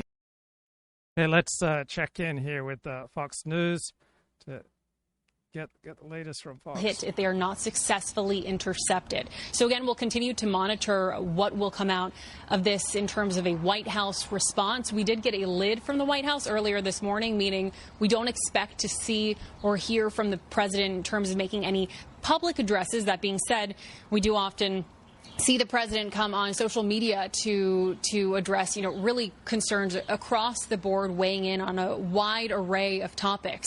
So right now, as we're continuing to follow that, it's also worth noting just the ongoing diplomatic effort that we have been watching now for months. Today marks the 100th day since this conflict began, and there are hosts of team members, these unnamed people who are working tirelessly to try to secure some kind of ceasefire, some kind of initial deal. The latest reaction we've heard from the president as it pertains to the deal is that he has said that, one, Iran should not be able to have a nuclear weapon as a part of this initial agreement, but he wanted to take that a step further, saying he not only wants the specific language that Iran cannot build a nuclear weapon, but he also wants to ensure that Iran will not be able to purchase a nuclear weapon in the future. We've heard the president say that at this point in time, Iran only has about 21 to 22% of their missile capabilities. We did hear some Democrats push back on those numbers, arguing that that number is actually closer to 70%. But again, disagreements as it comes to what that capacity still is. And analysts weigh in, giving their different outlook as well. When we hear about the president saying, the enriched uranium that needs to be withdrawn, that's of course a conversation that's going to continue. But right now, as we continue to watch these latest alerts coming out of Israel, we'll watch here in New Jersey to see if the White House has any reaction at this hour. John. If the Iranians want peace, as they claim they do, it would seem that launching missiles at Israel and other neighbors is a poor way to achieve that. All right. Thanks very much, Alex. Exactly. Hogan. And this is. Go ahead. Thanks, John. All right. No, well, this, to mention what your point there is that this isn't the latest escalation we've seen. Just the last 2 days as well, Iran has launched these drones and ballistic missiles toward Gulf allies of the U.S. in the region, and also those 2 drones just yesterday that U.S. forces were able to intercept over the Strait of Hormuz. John. So one reading of this is that it's desperation, that Iran's economy was crashing due to the U.S. naval blockade, and apparently, would Iran have acted this way if they were just so confident that they were sitting pretty, which is the conventional wisdom. The conventional wisdom is that Iran's sitting pretty, it's America that's desperate. You could read these Iranian attacks as a deflation of that claim. All right. Alex Hogan, traveling with the president. She's in Bedminster, New Jersey. Alex, thanks. And we'll be back with... Okay, let's get back to the enforcer here. They have live YouTube. So there might have been an explosion in the Isfahan area that we're still trying to track and get more information on. But it does appear that the resumption of the war is happening in real time right now, because the United States is now expecting attacks against U.S. forces in Jordan, Kuwait, and also Qatar. Qatar has not come under a significant amount of Iranian attacks during the raging ceasefire, quote unquote, over the past few months. And we've also been able to see as well that the Israelis are coming under continuous attacks in the northern region of their country by multiple ballistic missile volleys. So it's becoming incredibly clear at this point, without a doubt, that the conflict has resumed. I would say that it's a pretty clear and obvious thing to say that this is a resumption of the conflict, if anything would be, and this doesn't really allow for the skirting around of the situation like many have made in the U.S. government, to where they can claim that the ceasefire is still intact. This appears to be a complete collapse of the ceasefire. Also, by the way, some of y'all may be wondering what led to this today, because it seems to have kind of come out of the blue, and this is something that we really haven't been able to cover yet at this point, is that earlier in the morning, the Israelis crossed an Iranian red line that the Iranians had announced weeks ago, that if the Israelis bombed Beirut or the Dahia suburb, that was going to force an Iranian response directly on the state of Israel. The Israelis ended up bombing Dahia just this morning, just a few hours before this attack started, with some footage here showing the strikes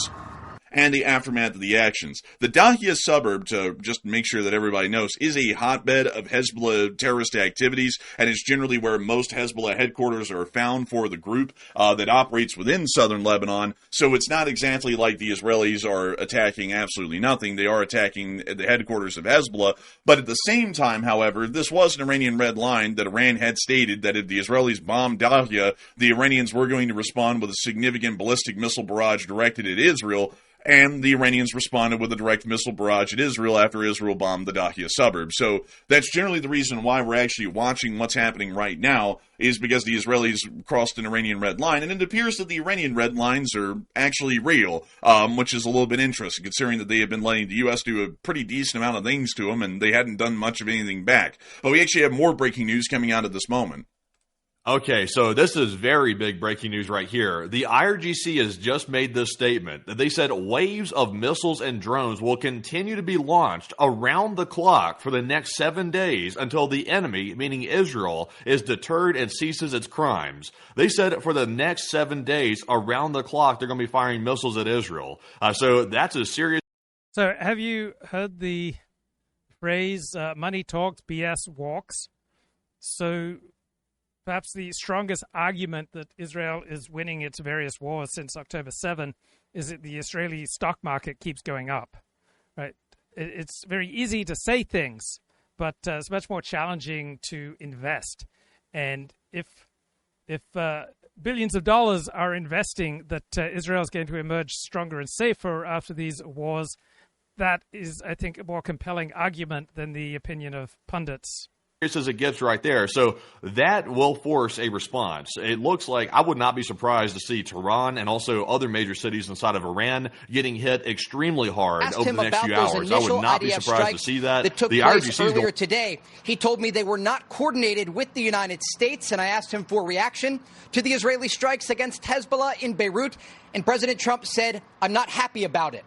Now, more broadly, he said that the ongoing Iranian missile fire toward Israel at this moment certainly is not going to help the negotiations. But again, he is calling on the Iranians to stop firing these missiles and get back to the negotiating table to ultimately reach a settlement. The president talked about the power of the U.S. military and also the power of the ongoing U.S. naval blockade of Iranian ports. This blockade, John, is currently crippling the Iranian economy. They are losing hundreds of millions of dollars each and every day. And that's part of the reason that President Trump has been able to maintain this strategic patience across the Middle East, understanding that while the United States remains on alert in the region, they simply have to keep this blockade in place, and it will push the Iranians to the negotiating table because they are running out of options with their economy under so much pressure. We know that Iranian exports are down 90%. They're currently extracting crude oil at a 50% rate as a result of this U.S. naval blockade, and officials in the region tell Fox News it is only going to get worse. As for the current situation across the region, we know that people in the northern part of Israel remain in bomb shelters at this hour. There is concern that the Iranians may continue this ballistic missile attack against Israel. We don't know the exact number of missiles that were used in the first wave. There were 4 Iranian ballistic missiles, and then there were 3 additional waves, again, in response to the IDF strikes that took place earlier today against Hezbollah in Beirut. Again, President Trump telling Fox News he was not happy about those Israeli strikes and indicated that a deal with Iran was just days away. At this moment, he is likely being briefed on the situation. But again, the president suggesting to Iran, quote, "You've shot your missiles. That's enough. Get back to the table and make a deal." Again, President Trump looking for a negotiated settlement, but he did indicate to Fox News that the U.S. military is the most powerful in the world and remains on alert, suggesting that the Iranians make a deal so he doesn't have to use the military again. John? Yeah, it would seem that the Iranians think they can wait the president out, they can stall, they can negotiate or, pretend to negotiate and hope that the November elections result in some easing of the sanctions against them. Tough to know what the president, I imagine he wouldn't tell you exactly what his thinking is on that score, but tough to know what the president is going to decide there, Trey. Yeah, absolutely. And look, this is a president who has been able to stop numerous wars around the world and, according to foreign officials, save millions of lives. And he's trying to do the same thing in the Middle East, but he is up against a challenging counterpart in terms of negotiation. Because the president, according to the call that we just had, really understands the situation. He understands the partnership between the United States and Israel, but he also understands that for the past 47 years, the Iranians have been conducting the same behavior over and over again. They've not only been attacking U.S. forces, but they've been supporting these regional proxies like Hamas, the Houthis, and Hezbollah to launch attacks against U.S. allies. And so the president is trying to reach an agreement here that's going to do a few things. One, it's going to open the Strait of Hormuz to international shipping. Two, it's going to ensure that Iran never has a path to a nuclear weapon and that all of the highly enriched uranium and all enriched uranium is either exported from Iranian territory or destroyed on site. And then finally, creating a stable situation across the Middle East that would allow for some of these broader ideas that the president has. Remember, President Trump has called on regional countries like Saudi Arabia, Qatar, and others to join the Abraham Accords because he sees this as an opportunity. In the aftermath of Operation Epic Fury, a 40-day military operation, he believes. And again, right now, there's a lot of activity happening in Israel, and I'm just turning around. There are still alerts coming out from Israel's Home Front Command at this moment. But we are getting a new statement, John, right now. I just want to read it to you from Iran's Revolutionary Guard Corps that said their attacks on Israel this evening were a, quote, warning of broader response that would encompass all U.S. and Israeli targets in the region if aggressions are repeated. And a senior Iranian official speaking to Reuters says all U.S. bases in the region will be considered legitimate targets for Tehran if Israel attacks. So again, following 4 waves of Iranian ballistic missiles that targeted Israel's third largest city of Haifa and nearly the entirety of this country, the region is bracing to see if Israel will respond. This was a significant attack against the civilian population of Israel. John?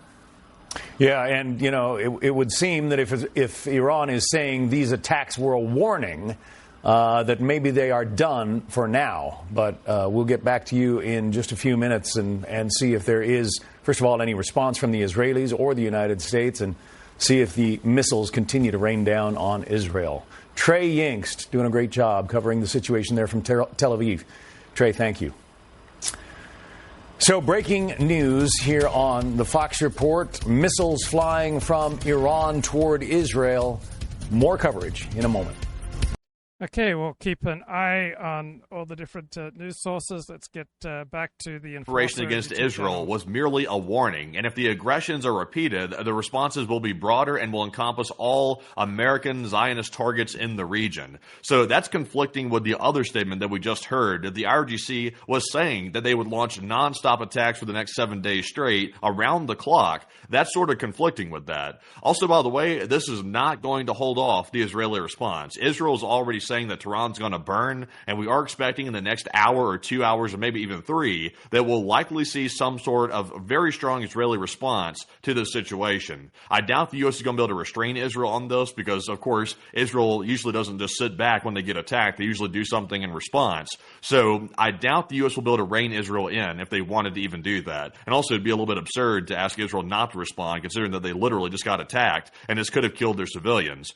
So that's what the IRGC is saying right now. But Enforcer, what do you make of that statement? It looks to me like they're trying to stop a retaliatory attack from happening. I think that's what these statements are being made for, of don't hit us or it's going to get worse. But they already made the statement earlier that it's going to be 7 days of endless soup and salad in the form of missile attacks. So I'd have a feeling that this might just be a statement to try and see that the Israelis don't strike back and the Iranians can get in a couple of more licks before any response is actually conducted. But at this point, the wheels are turning in Israel. They're going to be conducting retaliatory strikes. It sounds like they already are in Tabriz and Isfahan from what we've been able to hear. So I think that this statement's coming a little too late for the Iranians, considering that it already looks like retaliatory strikes are being conducted by the Israelis. But we have even further breaking news coming out right now. So what do we got? Okay, so it's being reported right now that the U.S. president has weighed into the situation, and take this for what you will, it's allegedly. I'm not sure if he just made a statement just now in response to the attack on Israel. It sounds like it was, but take this for what you will. Allegedly, the president just said to Iran, you shot your missiles, that's enough, now get back to the table and make a deal. So that's not going to stop Israel, by the way. I doubt Israel's going to listen to that mumbo jumbo right there. They literally just got attacked with ballistic missiles. So Israel's going to respond. I'm pretty confident about that. But the United States has taken this position that apparently it's okay if Israel gets attacked, and they're just going to have to accept it. And somehow this means that a deal is closed. So I don't know what the hell is going on with the United States, but they're out of their mind as of right now. So I doubt it's going to stop Israel. Do you think it will or not? No, that's definitely not going to stop Israel. I don't even know. Right, that's why I got annoyed listening to the Enforcer using the analysis, the United States is out of its mind. If Donald Trump said what he said, he didn't say it on the basis of truth, right? It was a tactic. It was a coalitional tactic. What exactly it means is an interesting question, but Trump didn't just say something crazy. He said it to further certain coalitional goals. And the analysis that says, oh, he's just lost his mind, America's just lost its mind, that doesn't add value, guys. You know what the hell kind of a stupid comment this is. Like, this is like saying, okay, well, the Japanese... Yeah, this is why I got annoyed, because hearing all this now, oh, that was stupid, that was crazy, that was insane. That doesn't add any value. They're analyzing the rhetoric on the basis of global truth claims. They're analyzing the rhetoric on the basis of ontological certitude. But Trump and other politicians don't say things primarily on the basis of what's true. They say things to get things done within their ruling coalition so that their side can maintain its hands on as many of the coercive powers of government as possible. And people lie in the pursuit of their interests. Just attacked Pearl Harbor. Let's talk to him. You know, it's like, who the hell would ever work off of that kind of a mindset? And apparently, according to AZ Intel, this was a quote from Fox. So I don't know if... So the conventional wisdom is that Iran's winning this war. Iran sustained about $1 trillion in loss. How is that winning the war? Right. Israel's lost about 50 people in this war. The United States has lost about 13. And Iran has sustained losses to thousands of its key persons. How is that winning? He spoke directly on Fox on air. We don't know at the moment. But it appears pretty clear that the President of the United States is taking what I would say is probably the weakest approach that can be seen, that the Iranians have now fired directly into... If he had a message for the Iranian regime, he said, what I would suggest to Iran, you've shot your missiles, that's enough, get back to the table and make a deal. President Trump indicated in our conversation that negotiations with Iran were progressing toward a possible agreement as early as Monday, Tuesday, or Wednesday of this coming week. He told me, and he said now this takes place. And so the president will likely be briefed in the hours ahead about what is happening right now, this exchange of fire that again started earlier today with the Israelis striking the Lebanese capital of Beirut in response to Hezbollah attacks against their country. And so there's been this back and forth taking place. And I asked President Trump if there was coordination with the Israelis regarding the strikes in the Dakhya neighborhood of southern Beirut earlier today. He told me there was not coordination with Israel and added that he was not happy about it. And so the president taking in a lot of information right now as it relates to what is happening in the Middle East. But the latest information, John, that we have, 4 waves of Iranian ballistic missiles targeting civilian populations of Israel and new threats at this hour from Iran's IRGC that they will target U.S. bases across the Middle East if the Israelis respond to these strikes on their territory. This is a significant ballistic missile attack against Israel, the largest that we have seen since the ceasefire went into effect in the aftermath of Operation Epic Fury. And again, it's an indication that the Iranians still have some of their ballistic missiles left, despite the military defeats that they suffered during the operation. And again, President Trump indicated that he has sympathy for those in the region who are uninvolved. He talked about the situation in Lebanon. He said he didn't want to see it as a firing range. And ultimately, we have seen a lot of success on the diplomatic front from the Trump administration to try to reach a normalization deal between Israel and Lebanon. But it's this X factor of Hezbollah, Iran's largest proxy in the Middle East, that is throwing a wrench in this ongoing process. Remember, the president has been able to normalize ties with regional countries and Israel through the Abraham Accords. He has called on other regional countries to join this agreement. And he is trying to de-escalate the tension between Israel and Lebanon amid this ongoing regional conflict. There is a broader effort here by President Trump to reach a negotiated settlement with the Iranian regime that would, A, open the Strait of Hormuz, B, ensure that Iran never has a path to a nuclear weapon, and C, export or destroy all of their enriched material that currently exists inside of Iranian territory. But of course, when something like this happens, this exchange of fire that is currently taking place, it complicates the efforts by President Trump to reach such an agreement. And I'm just looking right now at the latest updates that we have, John. Our team in Tel Aviv reporting that Iraq, that neighbors Iran, has temporarily closed its airspace and has suspended air navigation due to safety concerns of air traffic in the region. The western part of Iran's airspace is currently closed until further notice. That is according to Iranian state media. There are a lot of threats going around right now from the IRGC and from Iranian state media to target U.S. bases across the region. But again, the latest information that we have, John, 4 waves of Iranian ballistic missiles have targeted civilian areas of Israel. The Iranians say this is in response to the IDF strikes that targeted the Hezbollah stronghold of southern Beirut earlier today. President Trump reacting exclusively to Fox News to this ongoing Iranian attack, saying it is certainly not going to help negotiations. And again, President Trump telling Fox. One piece of analysis about war that I really enjoyed recently was that you never have war when people agree on the facts, right? You only have war when people from different sides have different interpretations of the facts. People would not go to war, choose to go to war deliberately if there was significant chance that they were going to lose. So United States, Iran, and Israel are at war because these different parties disagree on the facts. Then you get a war and the facts become clarified. It's like litigation, right? One party sues another, and then they do discovery and they conduct depositions. And then as the shared fact pattern becomes more and more clear, 98% of the time there is a settlement. And so too with the war. Until there is a shared fact pattern agreed to by the major parties, right, you're probably not going to get a settlement. So Iran is launching these missiles because it thinks it's in its self-interest, that this will act as a deterrent to Israel, that Donald Trump is too concerned about losing the elections, losing popularity, higher gas prices, that he's not going to respond and escalate the war.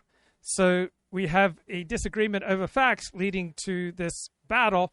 And then when there is a shared understanding of the facts, then and only then will we get a settlement. Targeting the entirety of northern Israel was under a missile alert earlier amid those 4 waves of Iranian ballistic missiles. And again, this speaks to just how dangerous these missiles can be. We know that one of the Iranian attack drones last week killed someone in Kuwait. And when these attacks take place, there is just a very short amount of time that the Israelis have to respond and work to shoot down the incoming fire. And just very briefly, I want to talk about the Israeli air defense systems.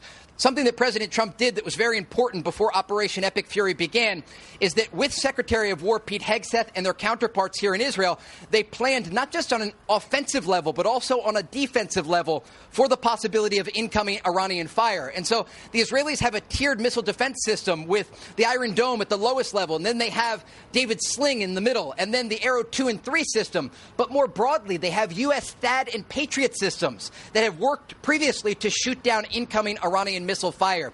And again, this speaks to the coordination that the Israelis and the Americans have on a military level. There may be disagreements politically about when and where to strike. And again, President Trump telling Fox News on the phone he was not happy about the Israeli strikes against Beirut earlier today. But the bottom line here is that the coordination on a military level continues. There are U.S. refuelers and cargo planes at Israel's Ben Gurion Airport about 20 minutes to my east right now. And they are prepared, if orders are given by President Trump, to strike Iranian territory. And again, there is a posture across the Middle East. President Trump has extended an olive branch to the Iranian regime. He is giving them 2 options here, John.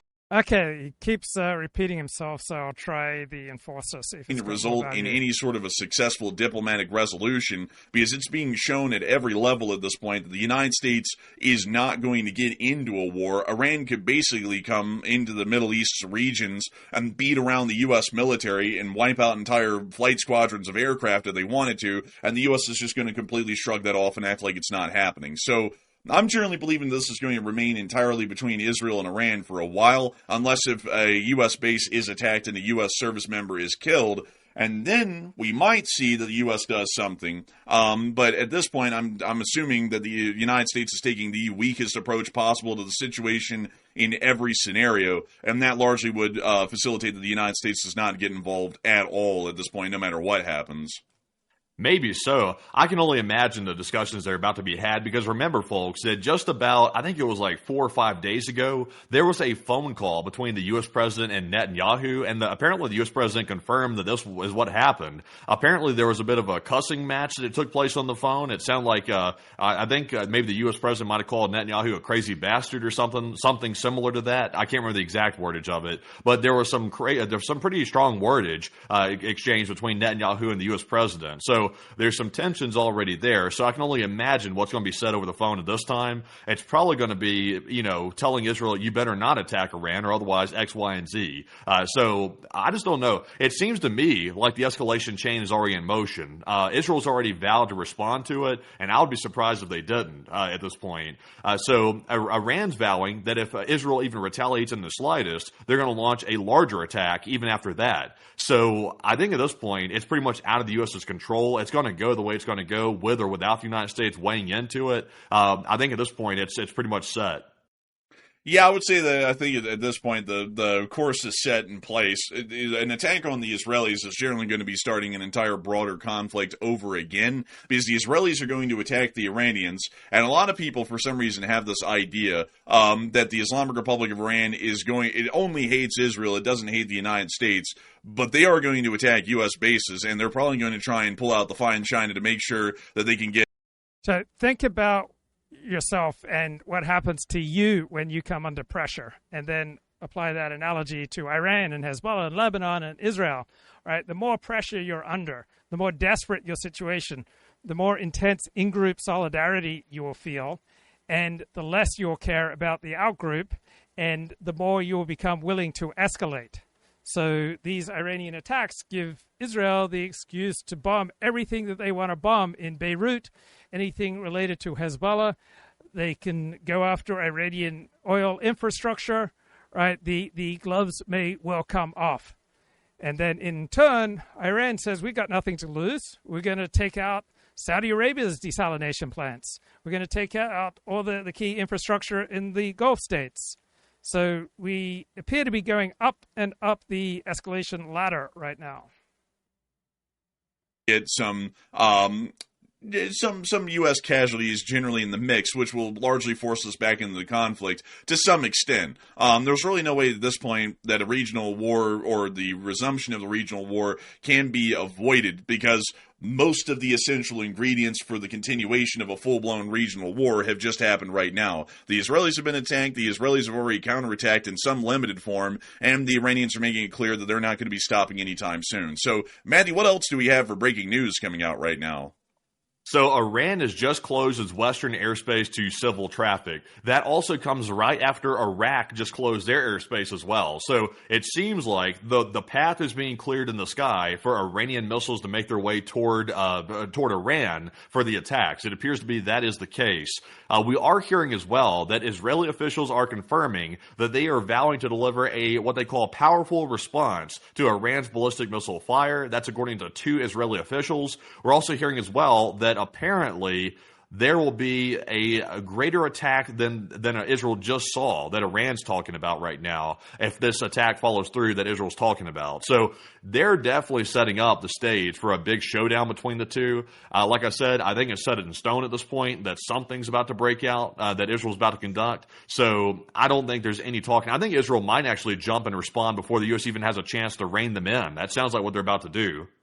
Sounds to me like they're definitely working on that one right now. And also on top of that, I mean, I got to say, folks, it's a little bit stupid to try and corral the Israelis at this point, because regardless of the actions they took this morning, which were directly against U.S. interests of bombing Dahya, which was an absolutely stupid idea because that would clearly restart the entire conflict. Outside of that, though, with the Iranians attacking Israel directly, the Israelis are largely forced into making a response because not making a response is giving out a very weak image and could be opening up to further attacks and harassment in the future, either by Iranian terrorist groups within the surrounding area or by Iran itself, because now they're seeing at that point that they could attack Israel without Israel even responding at all. So I would have to say that in my honest opinion, I think that the Israelis are going to be responding here incredibly soon, probably within the next 30 to 40 minutes. Okay, let's leave it there for now. I'll talk to you later. Bye-bye.